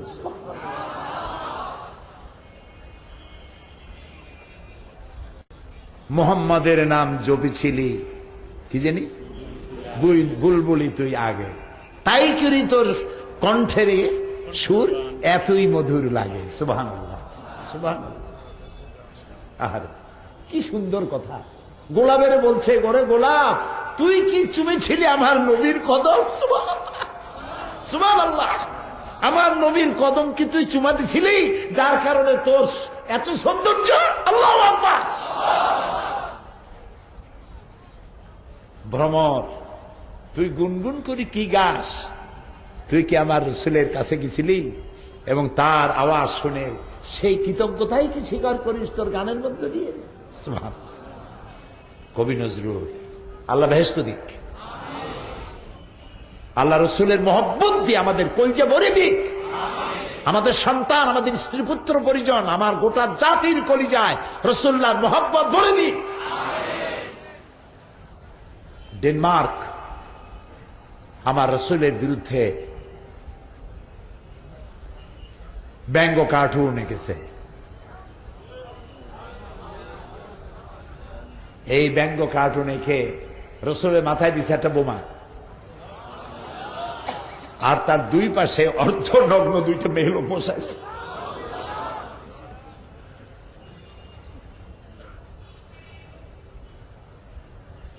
আল্লাহ তাআলা তোমার কোরআন সামনে নিয়ে বলছি, তুমি হয় এদেরকে হেদায়েত করো, আর না হয় যারা তোমার রসুলের সম্মানকে নষ্ট করলো, নষ্ট করার চেষ্টা করলো, এদেরকে তোমার গজবের হাতে সোপর্দ করে দিলাম। কার মাথায় বোমার পাগড়ি পড়াইছ, কার পাশে নগ্ন মেয়ে লোক বসাইছ, এই পৃথিবীকে তিনি ঋণী করে গেছেন। নারীর সম্মান দিয়েছেন, সাদা কালো মানুষের আকাশ সম বৈষম্য দূরীভূত করেছেন, শিশুর অধিকার, নারীর অধিকার, মানব সভ্যতা বিকাশে মুহাম্মদ সাল্লাল্লাহু আলাইহি ওয়াসাল্লামের অবদান অনস্বীকার্য। তোরা বেটারা ডেনমার্ক, ইটালি, ফ্রান্স, জার্মান সহ পৃথিবীতে যারাই রাসূলুল্লাহকে বদনাম করার জন্য, অসম্মান করার জন্য চেষ্টা করেছ, কিছু করতে পারবে না। কারণ রসুলের মর্যাদা হিমালয় পাহাড় পর্যন্ত না, রসুলের মর্যাদা আকাশ পর্যন্ত না, রসুলের মর্যাদা তো আল্লাহর আরশ পর্যন্ত। তারে অসম্মান তোরা করতে পারবি না, বরং তোরা রাসূলুল্লাহকে অসম্মান করতে গিয়ে বিশ্ব মানবতাকে অমর্যাদা করেছ, বিশ্ব সভ্যতাকে কলঙ্কিত করেছ। তোমরা মানুষ নামে পদবাচ্যে বিবেচিত হতে পারো না। তোমরা মানুষ নও, তোমরা নরপশু। পৃথিবীর 150 কোটি মুসলমানের কলিজায় তোমরা আগুন লাগিয়েছ। তবে আমরা তোমাদের খেলা বুঝি। তোমরা চাও আমাদের সেন্সিটিভ পয়েন্টের উপরে তোমরা আঘাত দিয়ে আমাদেরকে সন্ত্রাসী বানাইতে চাও। তোমরা চাও আমরা আগুন জ্বালাই, আমরা তোমাদের পতাকা পোড়াই, আমরা তোমাদের দূতাবাসে গিয়ে হামলা চালাই। তোমরা এই জন্য এই কাজগুলি করো, এটা আবার আমরা ভালো করে বুঝি। আমরা তোমাদের পাতানো ফাঁদে পা দেব না। তবে তোমরা আমার রাসূলকে বেইজ্জত করতে পারো নাই, তোমরা নিজেদেরকেই বেইজ্জত করেছো। ওই আল্লাহ আজও বেঁচে আছেন, যে আল্লাহ ফেরাউনকে চুবায় মেরেছে, যে আল্লাহ নমরুদকে জুতা দিয়া পিটাইয়া বিদায় করেছেন, সে আল্লাহ আজও আছে।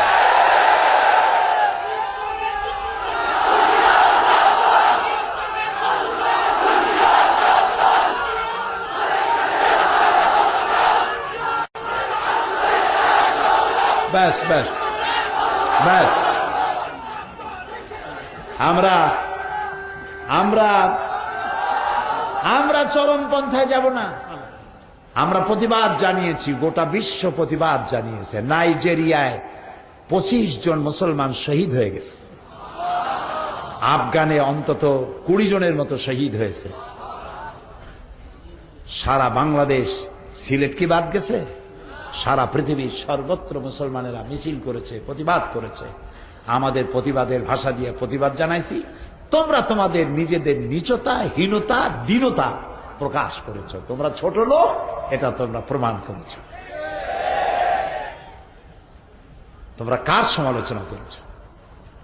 তোমার দক্ষিণ আফ্রিকার নেলসন ম্যান্ডেলা, জীবিত কিংবদন্তি পৃথিবীর, যিনি সাদা এবং কালো মানুষের ব্যবধান দূরীভূত করার জন্য জীবনের 26টি বছর কারারুদ্ধ ছিলেন, সাদা কালো মানুষের ব্যবধান দূর করতে পারে নাই। আর আমার রাসূল সাদা কালো মানুষের ব্যবধান কিভাবে দূর করলেন?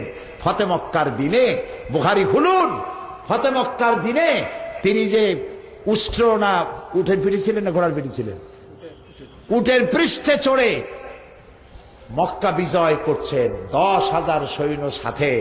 পেছনে যিনি বসা ছিলেন তিনি ছিলেন উসামা বিন যায়েদ রাদিয়াল্লাহু তাআলা আনহু। কৃতদাসের পুত্র, কালো মানুষের পুত্র, কালো মানুষ কৃতদাসের পুত্র উসামাকে রাসূলুল্লাহ নিজের পিঠের কাছে বসাইছেন। আবু বকর, ওমর, ওসমান, আলী বংশের গৌরবে গৌরবান্বিত নেতারা পায়ে হাঁটছেন, আর কৃতদাস পুত্রকে রাসূলুল্লাহ নিজের উটের পিঠের উপরে নিয়েছেন। বিনয়ে বিজয় তো বুক ফুলে ওঠে আনন্দে। রাসূলুল্লাহ মক্কা বিজয় করছেন, বিনয়ে মাথা নিচু হতে হতে উটের পিঠের উপরে বাড়ি লাগতেছিল। এ হল আমার রাসূল। ভিন্ন পয়েন্ট, আমি সেদিকে যাচ্ছি না। আমি আপনাদেরকে বলতেছিলাম যে আল্লাহ তাআলা বলছেন, কবি নজরুলের কথা দিয়ে দূরে চলে আসলাম, যে আমার রাসূলের ব্যাপারে আল্লাহ, মানুষ মাত্রই তো ভুল করে, নজরুলের জীবনের যে সব ভুল আছে তুমি দয়া করে মাফ করে দিয়ে তোমার রাসূলের সাদকায়, তার এত সুন্দর গান সে রচনা করেছে, আল্লাহ তাআলা তুমি জান্নাতের একটা ভালো জায়গা তুমি তারে দিয়ে দিও। আমরা সবাই বলি আমিন।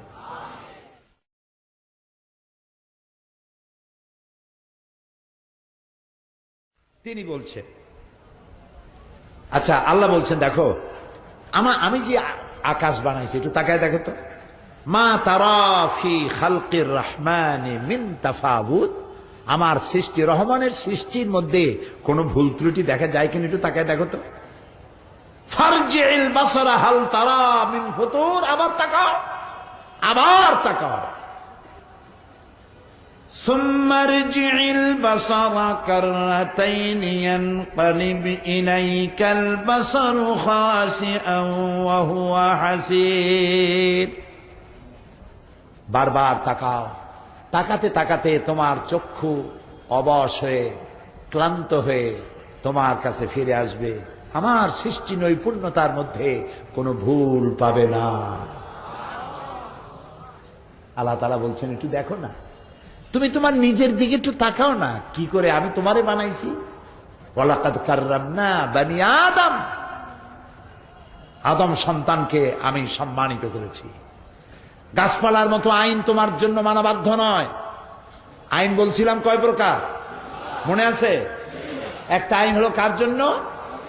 প্রকৃতির জন্য। আর একটা আইন কার জন্য? মানুষের জন্য। প্রকৃতি আল্লাহর আইন মানতে বাধ্য, মানতেই হবে, কিন্তু মানুষকে আল্লাহ তাআলা আল্লাহর আইন মানতে বাধ্য করেন নাই। এবার বুক ভরে নিঃশ্বাস নিয়ে বলেন আলহামদুলিল্লাহ। ওয়ালাকাদ কাররামনা বানি আদম, আমি তোমাকে সম্মান দিয়েছি। এই জন্য গরুর মতো, কুত্তার মতো, ছাগলের মতো, সূর্যের মতো, চাঁদের মতো আমি তোমারে আমার আইন মানতে বাধ্য করি নাই। ফামান শাআ ফালিউমিন ওয়া মান শাআ ফালিয়াকফুর, ইচ্ছে করলে আমার আইন মানতেও পারো, ইচ্ছে করলে আমার অবাধ্য হতে পারো। কে বলতেছেন? এখন জোরে বলবেন না আল্লাহু আকবার। কত বড় স্বাধীনতা দিয়েছে ইসলাম। কে বলে ইসলাম ফান্ডামেন্টালিস্ট? কে বলে ইসলাম প্রতিক্রিয়াশীল? কে বলে ইসলাম রক্ষণশীল? কে বলে ইসলাম মৌলবাদী? যারা বলে ওরা 100% মৌলবাদী। কত বড় কথা। আল্লাহ বলেন, আল্লাহ আল্লাহ আল্লাহ। কাফ আর নুনের মালিক, খুন যা বলবেন, ওয়াইজা আরাদাল্লাহু শাইয়ান আন ইয়াকুলা লাহু কুন ফায়াকুন। আল্লাহ যখন ইচ্ছে করেন বলেন কুন হও, আর সাথে সাথে দেন, একটু দেরি হবে না, সঙ্গে সঙ্গে হয়ে যাবে। মানুষের জন্য আল্লাহ আইন মানতে বাধ্য করলেন না। কথা কি বুঝতেছেন আমার? ফামান শাআ ফালিউমিন, তোমাদের মধ্যে যাদের ইচ্ছা আমার আইন মানো, আমার উপরে ঈমান আনো। আমান শাআ ফালিয়াকফুর, আর যদি ইচ্ছে করো তাহলে আমার অবাধ্য হতে পারো, ইখতিয়ার দিয়া দিলাম। তোমারে আমি গরু ছাগলের মতো বাধ্য করলাম না, কারণ তুমি আমার সৃষ্টির মধ্যে, সকল সৃষ্টির মধ্যে তুমি আমার সেরা সৃষ্টি। লাকাদ খালাকনাল ইনসানা ফি আহসানি তাকওয়িম, সব থেকে সুন্দর করে বানাইছি আমি তোমারে। সুবহানাল্লাহ, সুবহানাল্লাহ বলো। তোমারে বানাবার মধ্যে কত বড় আর্ট, তোমারে যখন তৈরি করছি কি আর্ট, কি শৈল্পিক সৌন্দর্য, কি নান্দনিক দৃশ্য। একটু তাকাও তো দেখি নিজের চেহারা, আয়নার দিকে দেখো তো দেখি কি সুন্দর করে আমি তোমারে বানাইছি। দুইটা চোখ দিলাম, চোখের উপরে আবার হাড্ডি দিলাম। সেই হাড্ডি চোখের উপরেও আছে, চোখের নিচেও আছে। দুইটা হাড্ডি দিয়া চোখটা ভিতরে দিছি। এই চোখ দুইটা তো কুমিরের মতো কপালের উপরেও দিতে পারতাম না, পারতেন না? আরে বলেন না কেন ভাই? যদি চোখ দুইটা দুই হাড়ের মাঝখানে না হইয়া কপালের উপরে হইতো, ফুটবল খেলাইতেই পারতেন না। যেই ফুটবল খেলতে যাইতে, হেড করতে গিয়ে দুইটা চোখ ডিমের মতো পোষ হয়ে যেত। আষাঢ় খেতে চোখ দুইটা শেষ। আল্লাহ রাব্বুল আলামিন দুটি চোখকে দুই হাড়ের মাঝখানে রেখে এমন সুন্দর করে দিলেন, বল এসে লাগুক, আষাঢ় খেয়ে পড়েন, উষ্টা খেয়ে পড়েন, যেমন অবস্থায় হোক না কেন আল্লাহ রাব্বুল আলামিন চোখ হেফাজত করে দিবেন। আবার উপরে যে হাড্ডি, সেই হাড্ডিতে আল্লাহ কিছু চুল দিয়েছেন, কিছু পশম দিয়েছেন। এটা আর্ট, এটা সৌন্দর্য। এটা না দিলেও হইতো। ভুরু দিয়ে আল্লাহ দেখতে সৌন্দর্য, আল্লাহ রুচিবোধ দারুণ। সুবহানাল্লাহ বলে। আল্লাহ সুন্দর। তোমার সৃষ্টি যদি হয় এত সুন্দর না জানি, তাহলে তুমি কত সুন্দর। আল্লাহ আকবার বলবেন না? কত সুন্দর আমার আল্লাহ। দেখেন না আল্লাহর রুচি। এই যে ফুল, প্রত্যেকটা জিনিস জোড়া লাগে, নর এবং নারী। বাচ্চার জন্য এই দুইটা লাগে। ফল হবে ফুল দিয়ে। ফুলের মধ্যে রয়েছে পুংকেশর এবং স্ত্রী কেশর, এর দুটোতে মিল হতে হবে। এই মিলনের কাজ কিভাবে হবে? ফুল তো নড়তে পারে না, ফুল তো এক জায়গা থেকে আরেক জায়গায় যেতে পারে না। সুতরাং এই কাজটা করাতে হবে কাউকে দিয়ে। এই কাজটা আল্লাহ ইচ্ছে করলে তেলাপোকা দিয়ে করতে পারতেন। তেলাপোকা চেনেন? সিলেটে কি বলবেন? তেলসোরা। হ্যাঁ, তেলসোরা। আমেরিকার মতো এরাকে তেল চুরি করতে গেছে। এ বড় তেলসোরা, বড় তেলসোরা।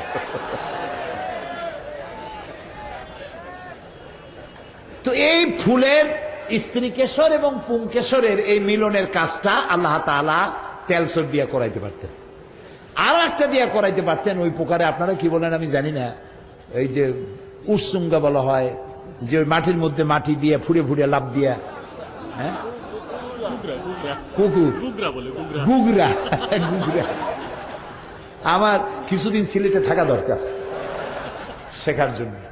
গুগরা, এই গুগরা পোকা, তেলা পোকা, এই সব পোকারে যদি আল্লাহ দায়িত্ব দিতেন গোলাপ ফুলের বা অন্য কোন ফুলের পুংকেশর আর স্ত্রী কেশরের মিলন ঘটানোর জন্য, ফুলের ইজ্জত বাঁচত?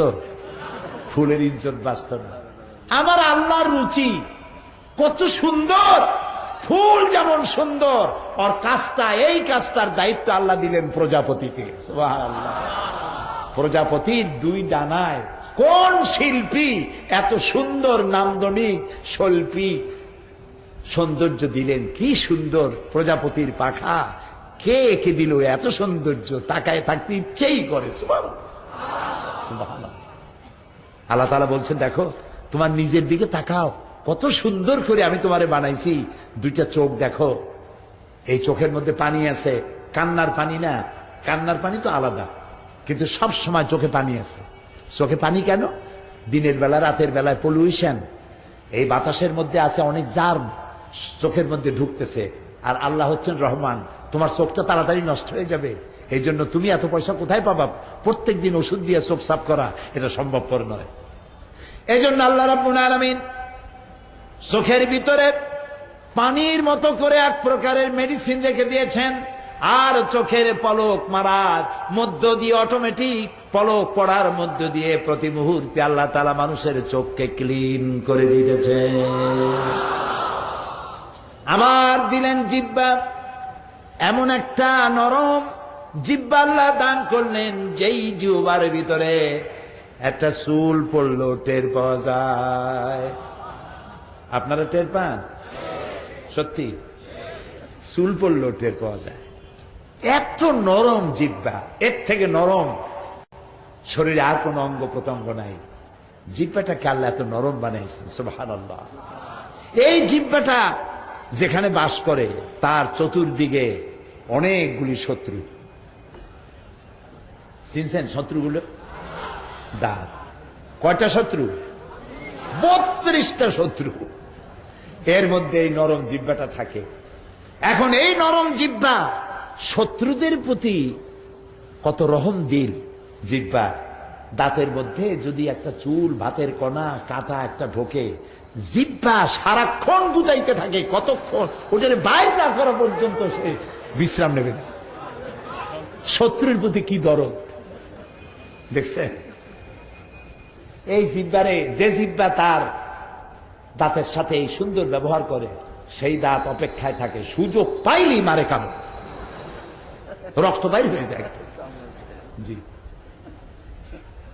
এই জিহ্বা এত নরম কেন? এই জিহ্বাটা, হুমায়ুন রশিদ চৌধুরী সাহেব মারা গেছেন, আল্লাহ তাকে জান্নাত নসিব করুন, বলেন আমিন। আমি তাকে মহব্বত করি। এই সিলেটের মাটি, এই সিলেটের মাটি ফার্টাইল মাটি, উর্বর মাটি। এ মাটি জন্ম দিয়েছে অনেক ক্ষণজন্মা পুরুষ, অনেক রাজনীতিক, অনেক বড় বড় আলেম। এই যে মারা গেলেন সিলেট দরগা মসজিদের ইমাম, কত বড় আল্লাহর ওলি ছিলেন, আল্লাহ জান্নাত নসিব করুন, বলেন আমিন। তারপরে শাইখে কাতিয়া, শাইখে বরুনা, তারপরে হযরত মাওলানা নুরুদ্দিন সাহেব গহরপুরি, শাইখে কোরিয়া, এরপর মাওলানা মুসাইয়্যিদ সাহেব, কত বড় বড় আলেম, আমাদের ওস্তাদদের ওস্তাদ, সুবহানাল্লাহ। সিলেটের মাটি অত্যন্ত উর্বর, অনেক ভালো ভালো সন্তান জন্ম দিয়েছে এই মাটি, আলহামদুলিল্লাহ, আলহামদুলিল্লাহ। কি বলতেছিলাম? হুমায়ুন রশিদ চৌধুরী, কথার নাম লতা। বাইতে বাইতে কই যায় ঠিক থাকে না, কিন্তু আমার ঠিক থাকে ইনশাআল্লাহ। আমি আবার ফিরে আসবো জায়গায় ইনশাআল্লাহ, বলি ইনশাআল্লাহ। হুমায়ুন রশিদ চৌধুরী সাহেব তিনি সংসদ চালাচ্ছেন। আমি তখন নতুন মেম্বার পার্লামেন্টের, একজন নবাগত, নতুন পৃথিবী আমার জন্য। আমার জগৎ তো এইটা। এটা কোন জগৎ? কোরআনের জগৎ। এটা কোন জগৎ? কোরআনের জগৎ। এইটা আমার আসল জগৎ।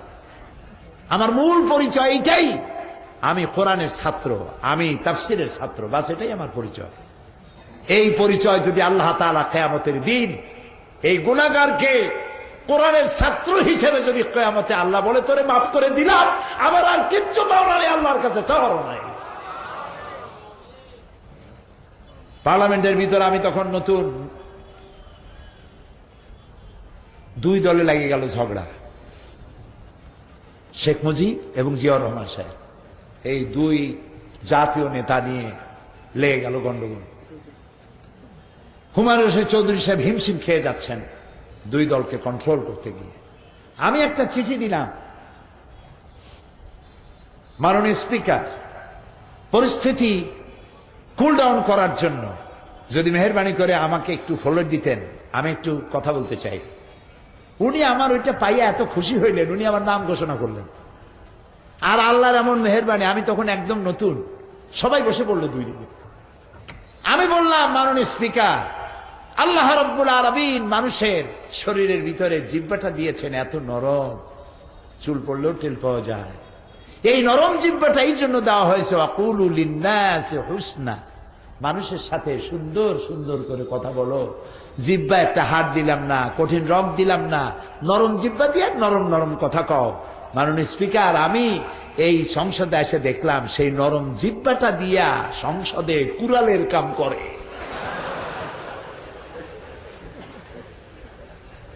বাস একটা হাসাহাসির মধ্য দিয়া ঠান্ডা হলো। আরো কি বলছিলাম এখন তার মনে নাই। আমি তার জন্য দোয়া করি, হুমায়ুন রশিদ চৌধুরী সাহেবের জন্য। প্রিয় ভাই সব, একটি জিহ্বা হাজারো টেস্ট, এই জিহ্বাটা মধ্য দিয়ে আপনি পাচ্ছেন। এক একটা স্বাদ এক এক রকম। মেশিন কয়টা? মাত্র একটা। এই একটা মেশিন দিয়ে লাল শাকের মজা একরকম, নালি শাকের মজা আর এক রকম, গোলালুর একরকম, তারপরে মিষ্টি আলু আর এক রকম। আবার সিলেটে নাকি এই বাঁশও খায়। বাঁশগুলো যখন ওঠে তখন ওর উপরে একটা পাত্র দিয়ে রাখে, এরপর ওর মধ্যে পেঁচাইয়া কপির মতো হয়ে যায়, হয় না? এটার কি বলে? খলিল, বাঁশের খলিল, হ্যাঁ, কুড়িল। এবার বাঁশের চুঙ্গার মধ্যে চাউল দিয়া সিদ্ধ করিয়া, ওরও একটা মজা আলাদা। সিলেটের সাথে আমার সম্পর্ক বেশি, আলহামদুলিল্লাহ। আলহামদুলিল্লাহ, আল্লাহরে বলি, এই যে মহব্বত দুনিয়া হলো, এই মহব্বতের বিনিময়ে জান্নাতে একসাথে থাকতে পারি, তৌফিক দিয়া দিন। লন্ডনেও সিলেটিদের বাড়িতে বাড়িতে যা আমাকে ভালোবাসে, আমি সিলেটি মানুষের মতো এত অতিথি পরায়ণ এবং এত আলেম ভক্ত আমি অন্য কোথাও দেখিনি। আলহামদুলিল্লাহ, আলহামদুলিল্লাহ। ভালোবাসা দিয়ে তাদের দিলগুলি ভরা। তা আমি বলতেছিলাম যে জিহ্বার মধ্যে, একটা জিহ্বায় কত টেস্ট একটা মেশিনের মধ্যে আল্লাহ তাআলা দিয়েছেন। আল্লাহ বলছেন, দেখো আমি তোমারে কেমনে বানাইছি, একটু নিজের দিকে তাকায় দেখো না, পা থেকে শুরু করে মাথা পর্যন্ত আমার সেজদা দিতে ইচ্ছা করবে। সুবহানাল্লাহ, সুবহানাল্লাহ। এই যে পাও, আপনাদের সাথে পাও আছে না? বাড়ি থুই আসছেন, আনছেন কিনা? আচ্ছা, পাও থুই আসবেন কেমনে? পাও তো আনছেনি। আচ্ছা, হাঁটুর নিচের যে অংশটা পায়ের সাথে গিয়ে মিশেছে, ওই অংশটাকে কি বলে? হাঁটুর উপরেরটা তো রান, সবাই বলে, ঠিক না? হ্যাঁ, ও নিচেরটারে বলে থরু। এই যে থরুটা, ওইটা গিয়ে মিশছে পায়ের গোড়ালিতে, পায়ের গোড়ায়, ঠিক না? কিন্তু কমন সেন্স বলে এইখানে না হয়ে মাঝখানে হলে তো ভালো হইতো। এটা যদি পাও হয় তাহলে ওই থরু, ওইটা এখানে না হয়ে মাঝখানে হইলে ভালো হইতো না? তো মাঝখানে হইল না কেন? দেখেন আল্লাহর কুদরত, দেখেন। এটা যদি মাঝখানে হতো তাহলে আপনি হাঁটতে পারতেন না, দাঁড়ালেই হয়তো সামনে ভুটোয় পড়তেন, না হয় শীতই পড়ে যেত। আল্লাহ এমন এক জায়গায় ওটা নিয়ে লাগাই দিয়েছেন, আপনি জনমের মতো খাইতে খাইতে পেট যদি 3টা তরমুজের সাইজও হয়, আপনি শীতও পড়বেন না, ভুটোয় পড়বেন না। সুবহানাল্লাহ। Balance of power Allah balance করে দিয়েছেন, হাত দিয়ে, পাও দিয়ে। এগুলি বলে আমি শেষ করতে পারবো না। আল্লাহ তাআলা এত সুন্দর করেছেন। তবে কোরআন বিজ্ঞান দিয়ে ভরা। সুবহানাল্লাহ বলে, বিজ্ঞান দিয়ে ভরা, সব আছে এখানে। কপাল পোড়া, আমাদের কপাল পোড়া। বলেন আমাদের কি কপাল পোড়া? কোরআন শরীফে খালি তাবিজ তালাশ করে বেড়াই না। এক হুজুরের কাছে যাই, হুজুর মাইয়েরা জেনে ধরছে, তাবিজ দেন। আবার হুজুররা এমন আছে, লন্ডনে দেখছি, কোন জায়গার হুজুর তা কম না, তো জিজ্ঞেস করে যে কি হয়েছে, বলে এরকম জেনে ধরছে। তখন সে বলে যে আচ্ছা ঠিক আছে, আমাকে আগে দেখতে হবে জেনটা কোন দেশি। যদি কেনিয়া অথবা উগান্ডার জেন হয় তাহলে 500 পাউন্ড লাগবে, আর যদি বাংলাদেশি বা ইন্ডিয়ার জেন হয় তাহলে 100 পাউন্ড দিলে হবে। এখন আপনার তো বোঝার উপায় না যে কেনিয়ার জেন না উগান্ডার জেন, সে তো আপনি বুঝবেন না। পয়সা মারার কি কায়দা!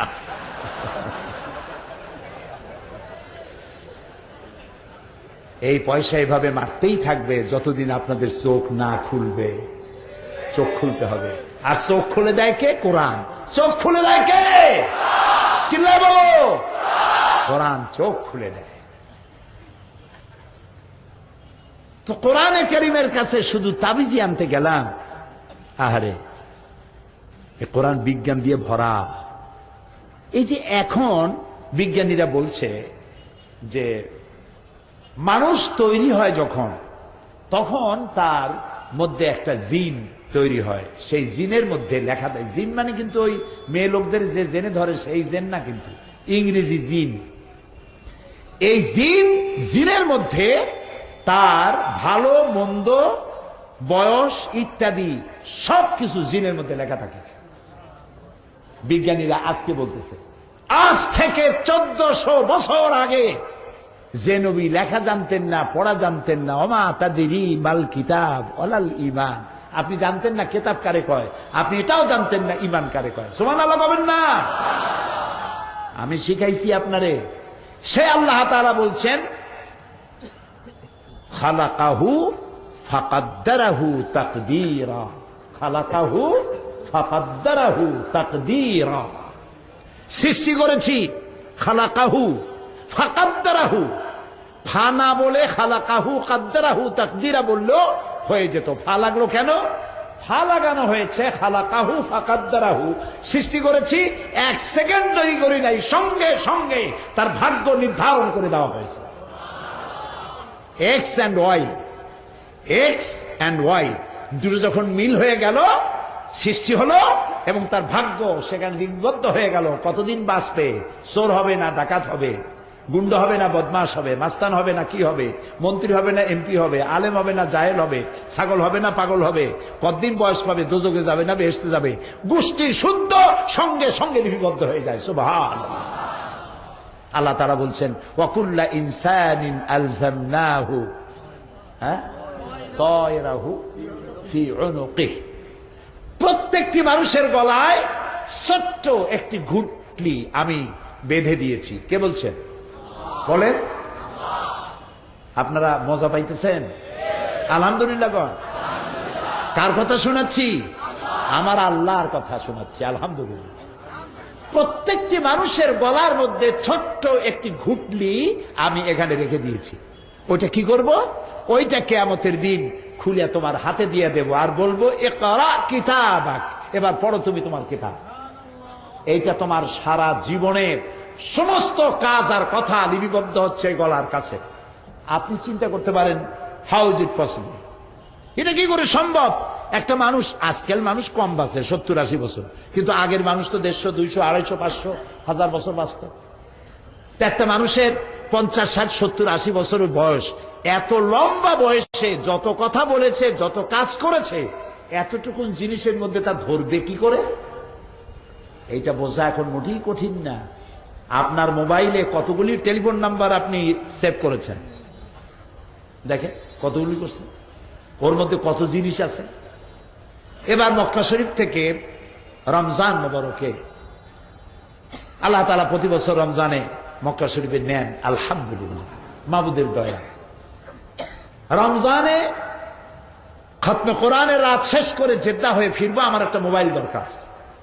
আমার মোবাইলটা পুরানো হয়ে গেছে, নতুন মোবাইল নেব। জিদ্দায় ঘুরতেছি, সাথে কিছু লোকজন আছে। মোবাইল যেটা পছন্দ হয় সেটার দাম বেশি, যেটা পছন্দ হয় না সেটার দাম কম। একটা পছন্দ হয়ে গেল ভালো, দাম কত? 1600 রিয়াল। 1600 রিয়াল। আমি বললাম আমি নেব না। সাথে যে আছে তার বললাম, ভাই চলো তো অন্য কোনো দোকানে যাই যেখানে কম দামে পাওয়া যায়। পিছনে এক লোক কয় যে, হুজুর এটা কি আপনার পছন্দ?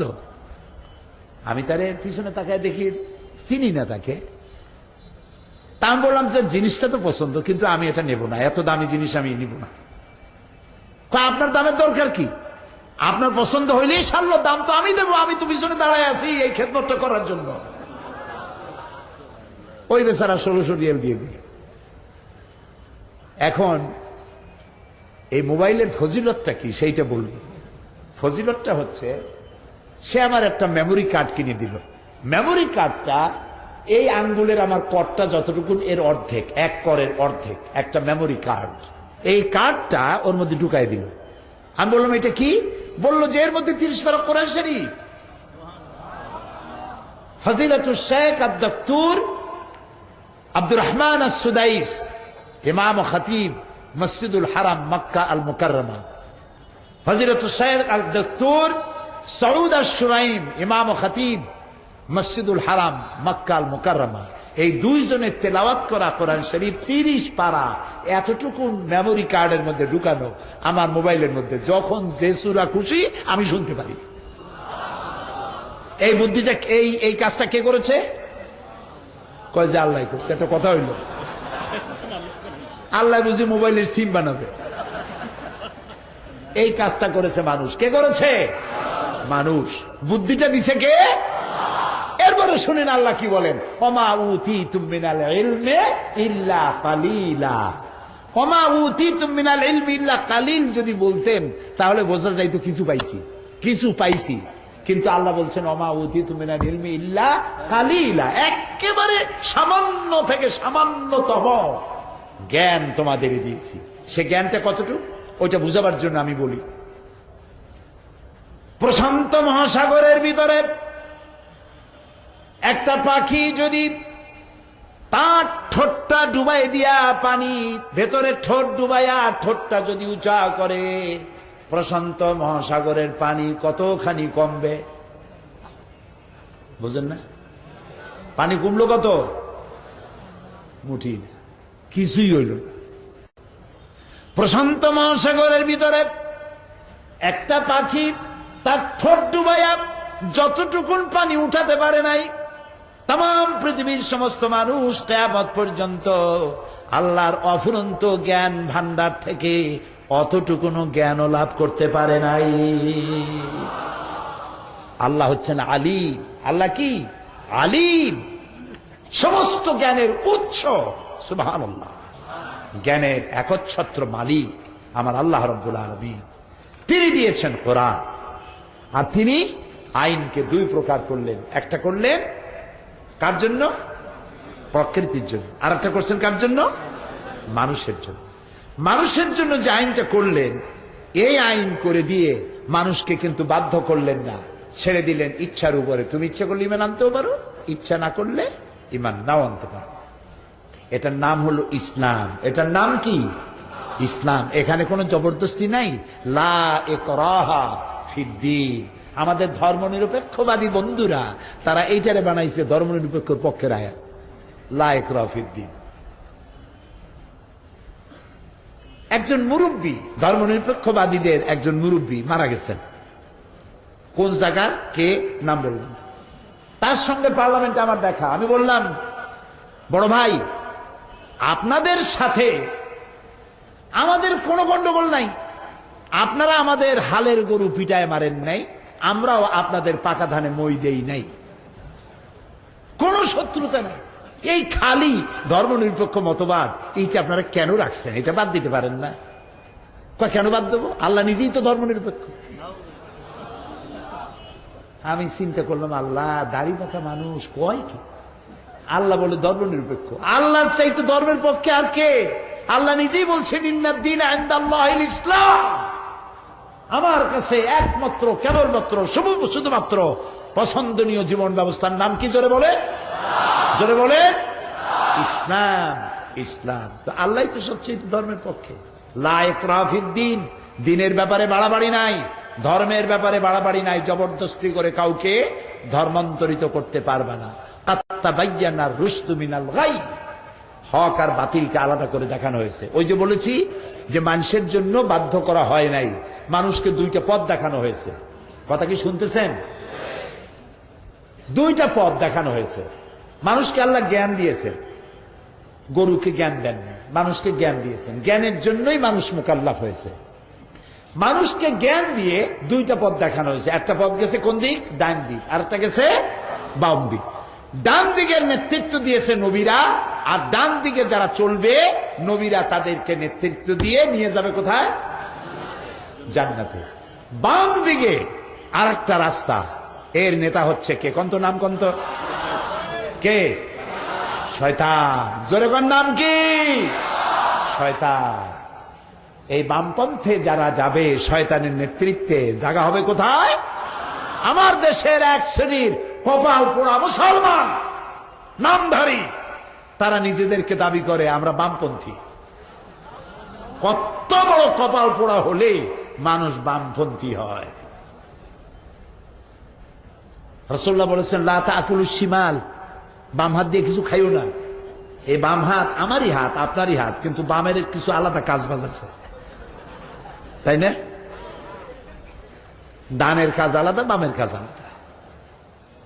এই জন্য মুসলমানের সন্তান হইয়া বামপন্থী আন্দোলন করা কত বড় কপাল পোড়া, জায়গা হবে জাহান্নামে। নাউজুবিল্লাহ, বলেন নাউজুবিল্লাহ। আপনারা দেখবেন যত বামপন্থী আছে নাম মুসলমান, একটাও নামাজ পড়ে না। খুঁজে দেখেন, খুঁজে দেখেন। নির্বাচনের সময় দেখা যায় স্লোগান হয় অমুকের চরিত্র ফুলের মতো পবিত্র, নামাজ পড়ে না একত্র।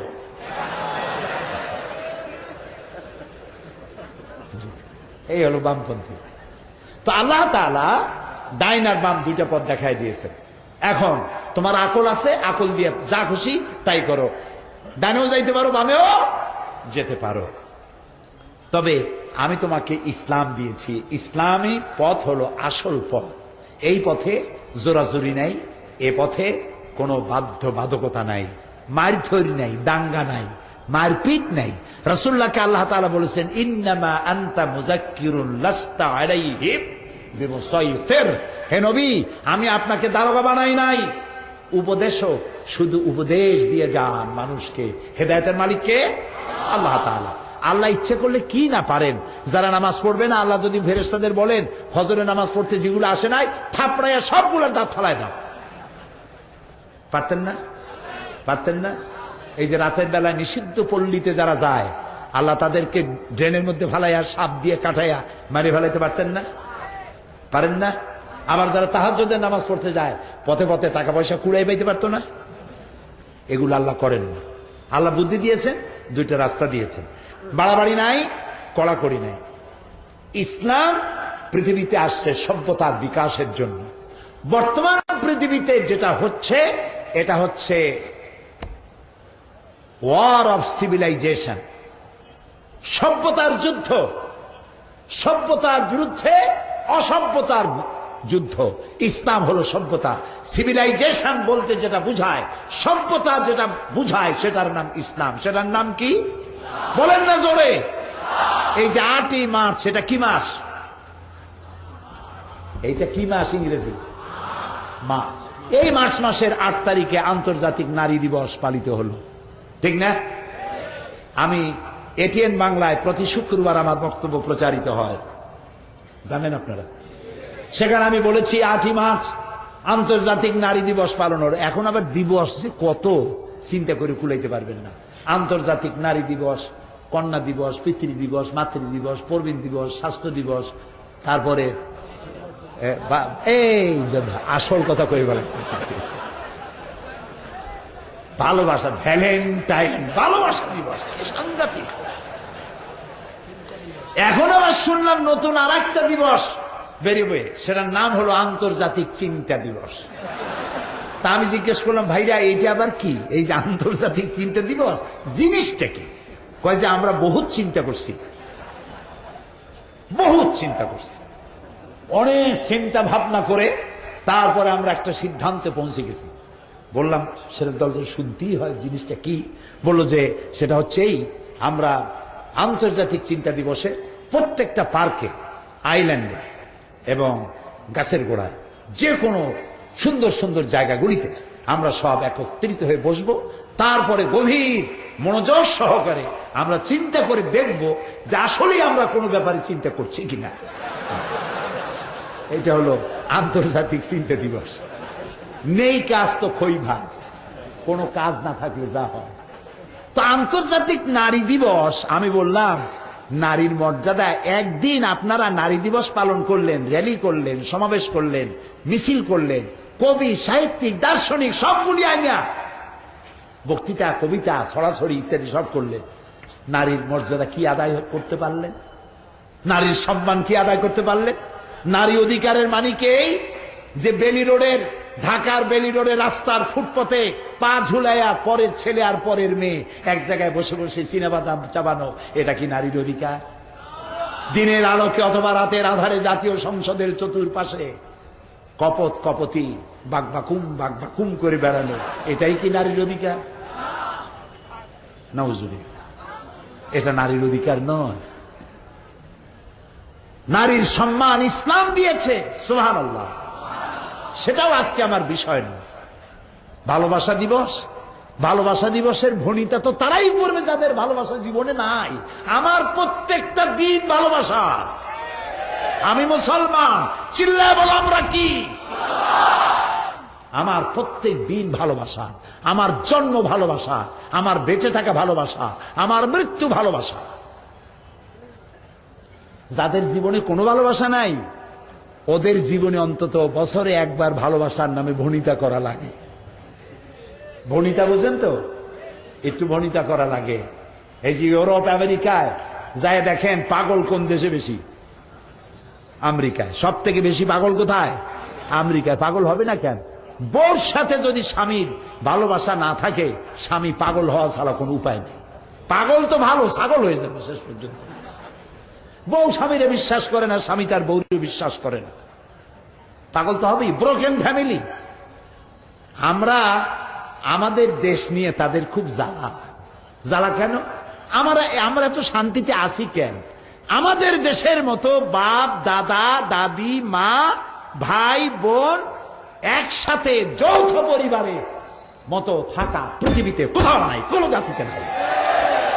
ঠিক কিনা বলো? আলহামদুলিল্লাহ, যৌথ ফ্যামিলি আমার দেশে আছে, আলহামদুলিল্লাহ। তা আমরা শান্তিতে আছি কেন? এটাই হলো তাদের জন্য বিপদ। সেই জন্য বসন্তের কোকিলেরা, নির্বাচনের বাতাস সুরসুর করে যখন একটু বয়ে উঠছে, বসন্তের কোকিলেরা উড়ে আসতেছে, ইউএই থেকে আসতেছে, আমেরিকা থেকে আসতেছে, আমাদেরকে উপদেশ খয়রাত দিতে আসতেছে। আমাদেরকে গণতন্ত্র শিখাইতে আসো তোমরা। বাবাজিরা, আয়নায় চেহারা দেখো। ইরাকের গণতন্ত্র কারা ধ্বংস করেছে? আফগানিস্তানের গণতন্ত্র কারা ধ্বংস করলো? আলজেরিয়া কারা ধ্বংস করলো? বসনিয়া চেচনিয়া কারা ধ্বংস করেছে? আমাদেরকে গণতন্ত্র শিখাইতে আইসো না, মানবাধিকার আমাদের শিখাও। লজ্জা হওয়া উচিত তোমাদের, শরম হওয়া উচিত। তোমরা ইরাকের আবু গরিব কয়েদখানায়, আহারে আহা, মুসলমান পুরুষগুলিকে উলঙ্গ করে আমার কলিজা ফেটে যায়। মুসলমান পুরুষগুলিকে উলঙ্গ করে একটা পুরুষের উপর আরেকটা, তার উপর আরেকটা উলঙ্গ পুরুষগুলি দিয়ে মুসলমান দিয়ে পিরামিড বানাইছো। মানবাধিকার শিখাইতেছ আমাদের? 70 বছরের বৃদ্ধা নারী গাধার মতো হাত আর পাও নিচু করে দিয়া তার পিঠের উপরে চড়ে বাজারে ঘুরাইছো। আমারে শিখাও মানবাধিকার।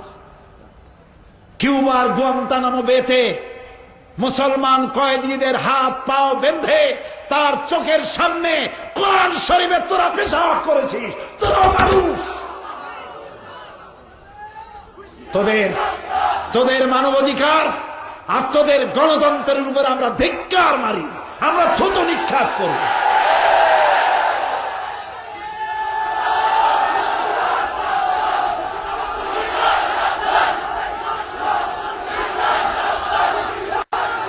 প্রিয় ভাই সব, হুঁশিয়ার সাবধানকে কাম নাই, আমরা সাবধান হই আগে। আমরা আগে সাবধান হই। আমি কোরআন শরীফ সামনে নিয়ে কোন জাতিকে আমি অভিশাপ দিতে চাই না। আমি আল্লাহর কাছে দোয়া করি, আল্লাহ তাআলা এই অবুঝদেরকে তুমি হেদায়েত দাও। মুসলমান যে সেরা জাতি তা তাদের বোঝার তৌফিক দিয়ে দাও। আমার রসুলের কাছেও বন্দী এসেছিল, রসুল্লাহর কাছে বন্দী আসে নাই? রসুল্লাহর কাছে বন্দী আসে নাই? আরে ভাই কথা বল না কেন? রসুল্লাহ কি ব্যবহার করেছেন? বলেছেন তুমি একটা বন্দী, যদি 10টা লোককে জেনারেল লিটারেসি, 10টা লোককে যদি অক্ষর জ্ঞান সম্পন্ন করাতে পারো, স্বাক্ষর জ্ঞান শিখাইতে পারো, এর বিনিময়ে তোমার মুক্তি দিয়ে দেবে। বন্দীদের খাবারের অভাব নাই, পড়ার অভাব নাই, কোনো কষ্ট নাই, খাবার পড়া সব পাইতেছে। আমার মূর্খ লোকদেরকে শিখাও, তোমরা তোমাদেরকে মুক্তি দিয়ে দেবো। সুবহানাল্লাহ। আমার এই কোরআন শরীফের মধ্যে আমার আল্লাহ বলেছেন, কারো দেবতাকে গালি দিবা না। সুবহানাল্লাহ কইতে ইচ্ছা করে না? কারো মন্দির ভাঙবা না, কারো গির্জা ভাঙবে না, আমার আল্লাহ বলেছেন। ইসলাম সব থেকে সহনশীল পৃথিবীতে। সুতরাং আমাদেরকে গণতন্ত্র, মানবাধিকার এইসব জিনিস আমাদেরকে শিখাইতে আইসো না, বরং তোমরা তোমাদের আয়নায় তোমাদের চেহারাটা দেখো, তোমাদের চেহারা শরীফ একটু ভালো করে দেখো। এই যে কদিন আগে ওহাইও এবং ফ্লোরিডায় কি হইল, রেটিনা আর কি রেটিনা না কি বলে না বলে, হ্যাঁ ক্যাটেরিনা, রিটা আর ক্যাটেরিনা, এইসব আমরা শুনি নাই। তোমরা পাপ করবা মর্ডার, আল্লাহর আযাবও হবে মর্ডার আযাব। যে ধ্বংস হয়েছে 100 বছরের মধ্যে এই সব শহর তারা আর করতে পারবে না। তোমরা কি করেছো সেখানে দুস্থদের, দুর্গতদের সাহায্যের নাম করে এমন মেয়েরও কম আছে যাদেরকে তোমরা ধর্ষণ করো নাই। আমরা গরিব হতে পারি, আমার দেশ গরিব হতে পারে, কিন্তু ডিজাস্টার হলে পরে, ঘূর্ণিঝড় হলে পরে, অথবা জলোচ্ছ্বাস হলে পরে, কোন এলাকা বিধ্বস্ত হলে পরে আমার দেশের লোকেরা সাহায্য দিতে গিয়ে নারী ধর্ষণ করেছে, এই দৃষ্টান্ত বাংলাদেশে নাই। কাজে আমাদেরকে শিখাইতে আইসো না। প্রিয় ভাই সব, সেই জন্য বলি সকলকে, আমরা আমাদেরকে চিনতে শিখি। আমার নাম মুসলমান, আলহামদুলিল্লাহ বলে। নবী করিম সাল্লাল্লাহু, আজকে আর বাড়াবো না, নবী করিম সাল্লাল্লাহু আলাইহি ওয়াসাল্লাম ইসলামী রাষ্ট্র তৈরি করে বিদায় হয়ে গেলেন। মদিনার এক সুন্দরী যুবতী নারী যাচ্ছিল এক আত্মীয়র বাড়ি, পথে সন্ধ্যা হয়ে গেল। তারপরে সে চিন্তা করলো, অবিবাহিতা যুবতী নারী, সারা জীবনের লালিত সতীত্ব আজ আমার শেষ হয়ে যাবে যদি কোনো পর পুরুষের সামনে পড়ি। শুনতেছেন? ইতিহাস সোনার অক্ষরে লেখা থাকবে কিয়ামত পর্যন্ত। যুবতী নারী, সন্ধ্যা হয়ে গেল মরুভূমির ভিতরে, নির্জন মরুভূমি, দেখতে পেল এক যুবক পুরুষ তার দিকে আগে আসতেছে। যুবক পুরুষকে আসতে দেখে ভয় পেয়ে বসে পড়েছে, গায়ের রক্ত হিম শীতল হয়ে গিয়েছে। এক্ষুনি আমার সতীত্ব সব শেষ। অলংকার তো যাবেই, ওটা তো কোনো ব্যাপার না, কিন্তু আমার জীবনের, একটা নারীর জীবনের সতীত্ব হচ্ছে তার শ্রেষ্ঠ সম্পদ। যুবক এই অন্ধকারের ভেতরে যুবতীটির সামনে এসে দাঁড়াল। যুবতীর চোখের দিকে তাকায়ছে যুবক ছেলেটি, রক্ত ফ্যাকাশে চেহারা যুবতী। যুবক বলছে, মা, আমাকে দিয়ে তোমার কোনো ক্ষতি হবে না, আমাকে দিয়ে তোমার কোনো অনিষ্ট হবে না। মা তুমি ভয় পাচ্ছ কেন? তুমি কোথায় যাবে আমাকে বলো, আমি নিরাপদে তোমাকে পাহারা দিয়ে তোমার গন্তব্যে পৌঁছে দেব। আমার পরিচয় শোনো, আমি মুসলমান। আল্লাহু আকবার। ইসলাম এই মুসলমান তৈরি করেছিলেন। ইসলাম দিয়ে পৃথিবীতে রাসূলুল্লাহ এই ইসলাম নিয়ে এসেছিলেন, আর এই মুসলমান তিনি তৈরি করেছিলেন। আমি এবার মিশর সফর করেছিলাম। মিশরের জীবনে আমার মিশরে যাওয়া হয়নি, এবার আল্লাহ তাআলা আমাকে মিশর যাওয়ার তৌফিক দিয়েছিলেন। আরবি এক প্রবাদ আছে, মান লাম ইয়ারাল মিসরা লাম ইয়ারাদ দুনিয়া, যে মিশর দেখে নাই সে নাকি দুনিয়া দেখে নাই। আমি আমার 5 দিনের অভিজ্ঞতায় দেখলাম যে সত্যি মিশর না দেখলে দুনিয়া দেখা হয় না। হাজারো সভ্যতার লালন ভূমি মিশর। কি দেখলাম সেখানে সেটা আজকে বলবো না, কালকে বলবো ইনশাআল্লাহ, যদি আল্লাহ কালকে বাঁচায়। আপনারা মনে করাই দিয়ে কালকে বলবো। আজকে বলতে চাই যে ইসলাম আল্লাহ তাআলা আমাদেরকে দিয়েছেন একটা নিয়ামত, আলহামদুলিল্লাহ বলুন। এখানে কোনো বাড়াবাড়ি নাই। আল্লাহর আইন কি? এই যে আল্লাহর আইনের জন্য মারামারি হচ্ছে, শেখ রহমান আর একটা কি, এর সিদ্দিকুল্লাহ বলবেন, বাংলা আমার মায়ের ভাষায় শয়তানের নামের সাথে বাংলা জোড়া বাংলা নামের অপমান করা হবে। ওরা সিদ্দিকুল্লাহ বলুন,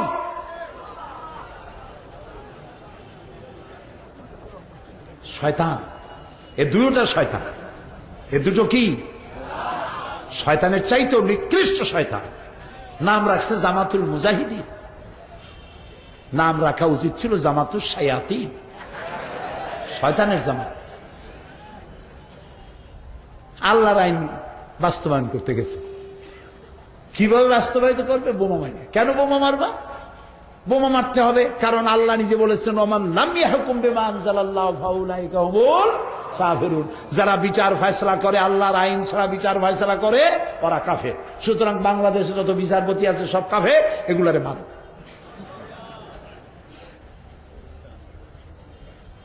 অর্ধ শিক্ষিত অশিক্ষিত যুবক, গরিব, এদেরকে মা বাপের কাছ থেকে নেওয়া হয়েছে। আমরা ইতিহাস যা পেলাম পত্র পত্রিকায়, মা বাপকে বলা হয়েছে, তোমার ছেলে, তুমি তো লেখাপড়া শিখিয়ে দিতে পারবে না, তোমার ছেলেটা খুব মেধাবী, আমরা টাকা পয়সা খরচ করে বড় আলেম বানায় দেবো, কেয়ামতে বেহেশতে যাবা না, কোন জায়গায় যাবা টেরো পাবা না। তো মা বাপ মনে করেছে বিনা পয়সায় যদি এত বড় আলেম হয়, তা আচ্ছা ঠিক আছে নিয়ে যাও। 2-2.5 বছরের মধ্যে মা বাপের সাথে দেখা নাই, বোনের আদর নাই, ভাইয়ের যত্ন নাই, বন্ধুদের সংস্পর্শ নাই, মা বাপের সাথে সাক্ষাৎ নাই। সমাজ সম্পর্কে তাদেরকে বিদ্রোহ করে তোলা হয়েছে। বলা হয়েছে এই সমাজ গণতন্ত্র হারাম। দেখেন না বাংলাদেশের বিভিন্ন দেওয়ালে দেওয়ালে লেখে গণতন্ত্র হারাম, বাইনাত পত্রিকার নাম দিয়া। দেখছেন আপনারা? গণতন্ত্র হারাম, নির্বাচন হারাম, ভোট হারাম, লং মার্চ হারাম, তাহাজ্জুদের নামাজ জামাতে পড়া হারাম, মেয়ে লোকেরা ঈদের নামাজে যাওয়া হারাম। আমার মনে হয় যে জাহেলের কাছে একখানা কিতাব আছে, কিতাবের নাম হলো কিতাবুল হারাম। ওখানে হারাম ছাড়া কিছু নাই, সব হারাম। শয়তান, জোরে বলেন কি? আরে ভাই, গণতন্ত্র যদি হারাম হয়, বোঝেন কথা, নির্বাচন আর গণতন্ত্র যদি হারাম হয়, তাহলে সরকার গঠনের পদ্ধতি কি? নবী করিম সাল্লাল্লাহু আলাইহি সাল্লাম যদি বলতেন ইন্তেকালের সময় যে আমার মেয়ে নেতৃত্ব দেবে, আমার স্ত্রী নেতৃত্ব দেবে, কার বাবার হিম্মত ছিল প্রতিবাদ করা? বলেন। হযরত আবু বকর, ওসমান, আলী রিদওয়ানুল্লাহ তাআলা আলাইহিম আজমাইন, তারা ইন্তেকালের সময় যখন জিজ্ঞাসিত হয়েছেন আপনার পরে নেতৃত্ব কে দেবে, কি জবাব দিয়েছেন তারা? তারা বলেছেন, তোমাদের মধ্যে যে ব্যক্তি আল্লাহকে সব থেকে বেশি ভয় করে এবং বেশি যোগ্য দক্ষ, তাকে তোমরা নেতা বানায় নিও। এটাই গণতন্ত্র, এরই নাম গণতন্ত্র। এখন বিচারপতি মারা শুরু হয়ে গেল, বিচারপতি মারা। বিচারপতির সামনে যাচ্ছে, ইয়া আলী বলে মারতেছে বোন।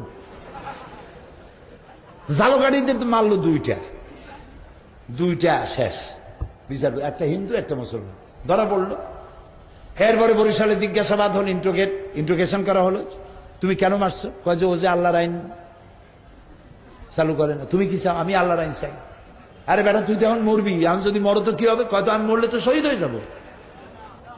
আরে বেটা, তুই শহীদ হবি, তুই তো মানুষ খুন করে এসেছিস। চট্টগ্রামে বোমা মারলো, আত্মঘাতী বোমা।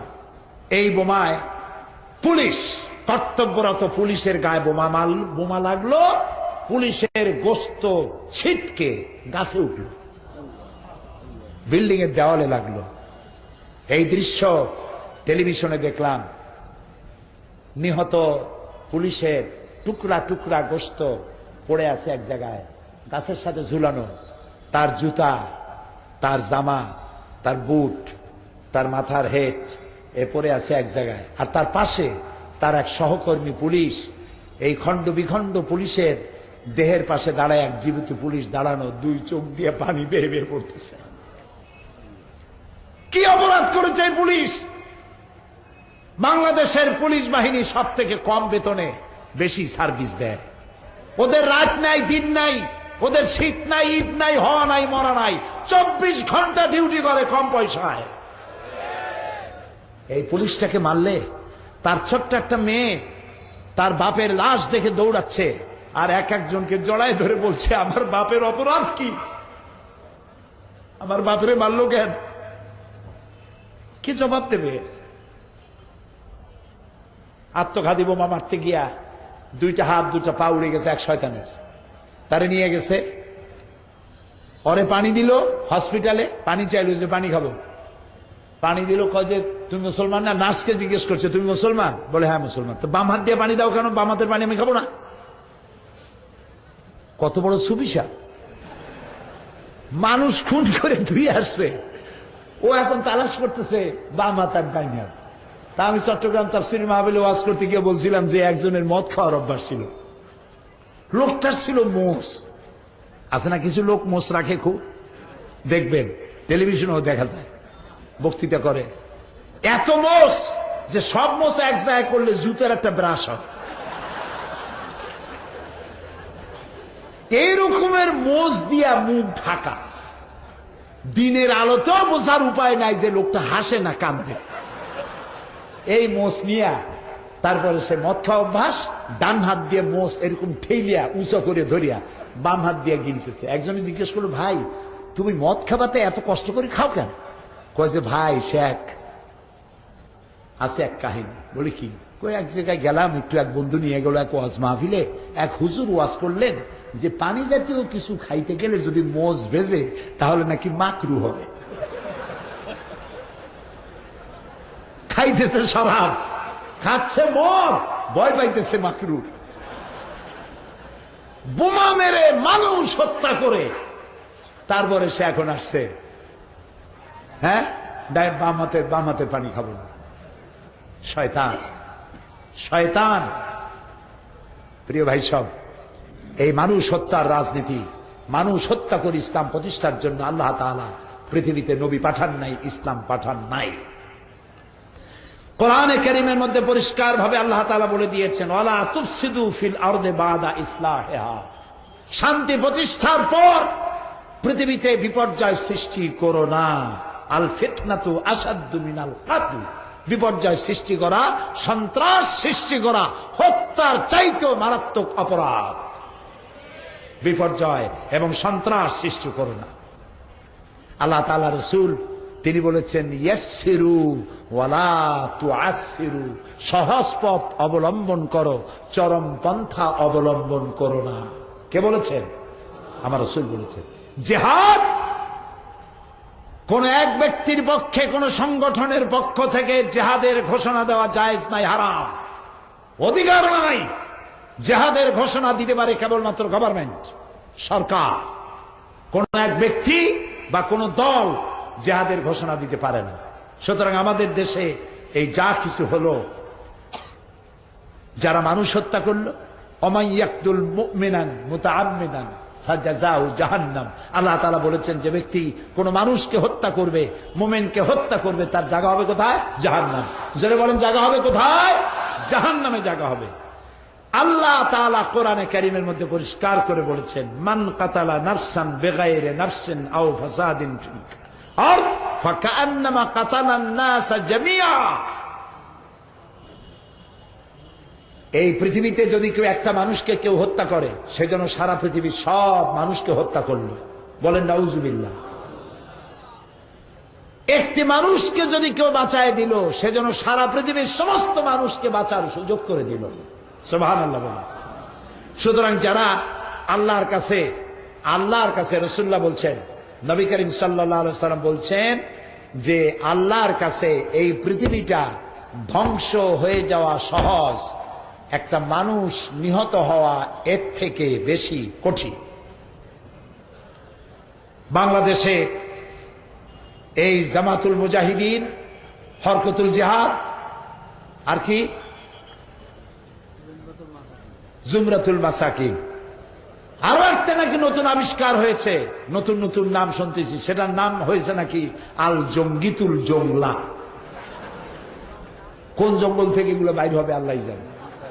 জি, মানুষ হত্যা করা এদের কাজ। বলেন নাউজুবিল্লাহ। আল্লাহর মেহেরবানি, বাংলাদেশ সরকার এদেরকে গ্রেফতার করেছে, এদের সমস্ত অস্ত্রপাতি ধরা পড়েছে। আলহামদুলিল্লাহ বলেন। এখনো বাকি আছে, এখনো নাকি বাকি আছে। সরকারকে আমরা ধন্যবাদ জানাই, আলহামদুলিল্লাহ বলেন। সর্বপ্রথম শুকরিয়া জানাই আল্লাহর, চিল্লায় বলেন আলহামদুলিল্লাহ। যত অস্ত্র ধরা পড়েছে সবগুলি বোমা যদি বিস্ফোরিত হতো, বাংলাদেশ ভাঙ্গে চুরিয়া মঙ্গল গ্রহে চলে যাইত, ঠিক কিনা? আল্লাহ সব ধরাই দিয়েছেন। এই জন্য আমরা প্রশংসা করি আল্লাহ রাব্বুল আলামিনের। তারপরে মাল্লাম ইয়াশকুরিন নাস ফালাম ইয়াশকুরিল্লাহ, যে ব্যক্তি মানুষের কৃতজ্ঞতা স্বীকার করতে জানে না, সে আল্লাহ শুকরিয়া আদায় করতে জানে না। আমরা কৃতজ্ঞতা স্বীকার করি সরকারের, কৃতজ্ঞতা স্বীকার করি আমার পুলিশ বাহিনী, র্যাব। র্যাব কোন আলাদা বাহিনী নয়, পুলিশ, বিডিআর, আর্মি, এদের মধ্য থেকে বাছাই করা এলিট লোকদেরকে বাছাই করে সুশিক্ষিত, দক্ষ, যোগ্য লোকদের দিয়ে র্যাপিড অ্যাকশন ব্যাটালিয়ন তৈরি করেছে সরকার। এই র্যাবকে আল্লাহ তাআলা আরো যোগ্যতা বাড়িয়ে দিন, বলেন আমিন। শেখ রহমান ধরা পড়েছে সিলেটে, আলহামদুলিল্লাহ, বলেন আলহামদুলিল্লাহ। সিলেটের পবিত্র মাটিতে শয়তান থাকতে পারেনি, আল্লাহ ধরাই দিয়েছে, আলহামদুলিল্লাহ বলেন। সুতরাং সারা বাংলাদেশ বলেছে আলহামদুলিল্লাহ। আর একটি গোষ্ঠীর কলজায় খুব দুঃখ, তারা বলছে ইন্না লিল্লাহ। এত তাড়াতাড়ি ধরা পড়লো কেন? আরো কিছু মরতো, আরো বদনাম হইতো। যাকগে, আল্লাহ দয়া করে ধরাই দিছে, সব ধরা পড়বে, সব ধরা পড়বে ইনশাআল্লাহ, বলেন ইনশাআল্লাহ। ইসলাম মারদাঙ্গা করার জন্য আসে নাই। বলতে পারেন তাহলে রাসূলুল্লাহ যুদ্ধ করলেন কেন? রাসূলুল্লাহ যত যুদ্ধ করেছেন সবগুলি যুদ্ধ ছিল ডিফেন্সিভ, সবগুলি প্রতিরক্ষামূলক, নিজে আক্রমণ করে যুদ্ধ করেছেন, এর কোন দলিল নাই। সুবহানাল্লাহ বলি। ইসলাম মারদাঙ্গা নয়। আল্লাহর আইনটা কি, সেই আল্লাহর আইন সম্পর্কে আমি কথা বলবো আগামীকাল, বলেন ইনশাআল্লাহ। সেই জন্য আপনারা আপনাদের ভাই বোন সবাইকে ডেকে নিয়ে আসবেন, বন্ধু বান্ধব সবাইকে নিয়ে আসবেন আগামীকাল। আনবেন তো সবাই? একজনে 3-4 জন নিয়ে আসবেন। কোরআনের এই কথাগুলি শুনে যদি হেদায়েত নসিব হয়ে যায়, বাংলাদেশ আলহামদুলিল্লাহ শান্তির নিবাস হবে। আমরা এখন মোনাজাত করব, মোনাজাতের জন্য বসেন। প্রিয় ভাই সব, মোনাজাত হয় কার কাছে একটু বোঝেন আগে কথা। মোনাজাত হয় কার কাছে বলেন না? তো মোনাজাতের নাম শুনে যদি আপনি হাঁটেন, তাহলে ফেরেশতার ক্যামেরায় আপনার চেহারাটা উঠবে কিভাবে? নাউজুবিল্লাহ কর। এখন আকল বলে কোন জিনিস যদি থাকে, হাঁটার মতো বেয়াদবি করবেন না, এটা বেয়াদবি। মোনাজাতের নাম শুনে হাঁটা, এটা কোন মুসলমান মুমিনের কাজ? আগামীকাল এই কথা যেন আমার বলা না লাগে। আমি জানি সিলেটের মানুষের অত্যন্ত ভদ্র, সুশিক্ষিত। কালকে যদি কেউ এরকম হাঁটেন, আমি বুঝবো সে সিলেটের মানুষই না, আর এক জায়গায়। আল্লাহ রহম করুক, আমরা বলি আমিন। আগামীকাল আপনারা আপনাদের ভাই বোন, বন্ধু বান্ধব সবাই নিয়ে আসবেন। আলোচনা হবে ইসলামী আইন কি জিনিস, এটা কি মারামারি, খুনাখুনি, দাঙ্গা, এটা জিনিসটা কি, এটার উৎপত্তি কেন হলো, পরিণতি কি, যাচ্ছি কোথায়, দায়িত্ব কি, এই কথাগুলি আগামীকাল বলবো যদি আল্লাহ তৌফিক দেয়, বলি আমিন। এখানে এখন মোনাজাত হবে, মোনাজাতের পর আজান হবে, এশার নামাজ জামাতে আদায় করবেন। ঢাকা থেকে অনেকগুলো লাইব্রেরি এসছে, মোবাইল লাইব্রেরি, অনেক বই আছে, আপনারা বইগুলো কিনে নিয়ে যাবেন।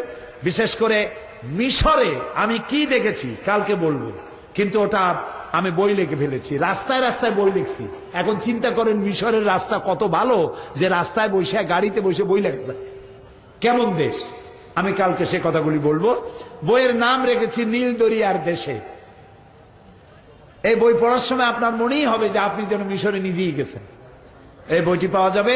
আর সন্ত্রাস ও জঙ্গিবাদ দমনে ইসলাম, এটি আমার লেখা বই। সন্ত্রাস আর জঙ্গিবাদের সাথে ইসলামের যে কোনো সম্পর্ক নাই, এই বইটির মধ্যে পাওয়া যাবে। আর আল্লাহ তাআলা মৃত্যু দেহ নিয়ে কি করবেন, আমরা মরে গেলে আমাদের মরা লাশ নিয়ে আল্লাহ করবেন কি, আর আল্লাহ এখন কোথায় আছেন। ছোট ছোট বই, দামও কম, ওইখানে বহুত বই পাওয়া যাবে। আর আমাদের ইসলামী আন্দোলনের, সারা পৃথিবীর ইসলামী আন্দোলনের নেতা, মুরব্বী, অধ্যাপক গোলাম আজম সাহেবের লেখা 2টি বই। একটা হলো বাংলাদেশ ইসলামী ঐক্য প্রচেষ্টার ইতিহাস, আরেকটি হচ্ছে পরিপূর্ণ জীবন বিধান হিসাবে ইসলামের সহজ পরিচয়। উনি যেমন সহজ করে বলতে পারেন, সহজ করে লিখতেও পারেন। কাজেই ওনার লেখা এই 2টি বই পাওয়া যাবে ওখানে। আরো অনেক বই আছে, আপনারা ওখান থেকে খুঁজে নিয়ে যাবেন, আপনারা পড়বেন। আল্লাহ তাআলা তৌফিক দান করুন। মুনাজাতের পরে আজান, আজানের পরে নামাজ। আল্লাহুম্মা আমিন। ربنا ظلمنا أنفسنا وإن لم تغفر لنا وترحمنا لنكونن من الخاسرين। আয় আল্লাহ তাআলা, হাজার হাজার মুসলমান নরনারী দীর্ঘক্ষণ তোমার দ্বীনের কথা আমরা শুনেছি, মেহেরবানি করে আমাদের জিন্দেগীর গুনাহ খাতাকে মাফ করে দাও রব্বুল আলামিন। আমাদের মা বাপ মুরব্বী যারা দুনিয়া থেকে বিদায় হয়ে গেছে, কবরগুলিকে জান্নাতের টুকরায় পরিণত করে দাও। রব্বির হামহুমা কামা রব্বায়ানি সগীরা। পড়েন সবাই, রব্বির হামহুমা কামা রব্বায়ানি সগীরা। আয় আল্লাহ তাআলা, পৃথিবীতে মুসলমানেরা যত জায়গায় বিপদে আছে, সমস্ত বিপদগ্রস্ত মুসলমানদের আল্লাহ তুমি সাহায্য করো। আয় আল্লাহ তাআলা, আমাদের প্রিয় জন্মভূমি বাংলাদেশের উপরে রহমত নাজিল করো রব্বুল আলামিন। আমাদের পুলিশ, আমাদের র্যাব, আমাদের আর্মি, আমাদের সেনাবাহিনী, তারা যে যোগ্যতার সাথে কাজ করতেছে, যত দুষ্ট ইসলামের নামে, তোমার আইন প্রতিষ্ঠার নামে যারা ভুল পথে পরিচালিত হয়েছে, আল্লাহ তুমি তাদের হেদায়েত করো আর দুষ্টদের তুমি ধরায় দাও। এদের মদতদাতা কারা, এদের সাহায্যকারী কারা, এদের পরামর্শদাতা কারা, সবগুলিকে জাতির সামনে চেহারা খুলে দাও। আল্লাহ তাআলা, আগামীকাল এই মাহফিল শেষ হবে, তুমি দয়া করে আগামীকালকের মাহফিল সফলভাবে মাহফিল পরিচালনার সুযোগ করে দিও। এবং এই মাহফিলের আয়োজন করে আঞ্জুমানে খেদমতে কোরআন 31 বছর ধরে মাবুদ তোমার কোরআনের খেদমত তারা করছে। বিশাল আয়োজন, বিশাল প্যান্ডেল, লাইট, মাইক, মঞ্চ ইত্যাদি, অনেক খরচ হয় তাদের। আল্লাহ তাআলা সিলেটি ভাই বোনদেরকে আঞ্জুমানে খেদমতে কোরআনের এই বিশাল খেদমতে শরীক হওয়ার মতো আর্থিকভাবে সহযোগিতা করার তৌফিক সকলকে দান করে দিও। সবাই যেন যাওয়ার সময় টাকা দিয়ে যায়, এবং আগামীকাল টাকা নিয়ে এসে আঞ্জুমানে খেদমতে কোরআনের সমাজ গঠনমূলক কাজে বেশি পরিমাণে সহযোগিতা করতে পারে এই তৌফিক আল্লাহ তুমি দিয়ে দিও।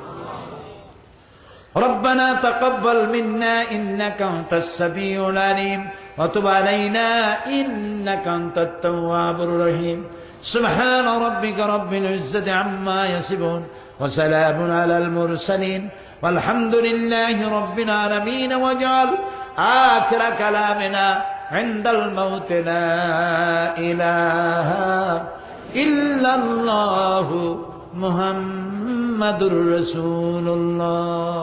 السلام عليكم ورحمة الله।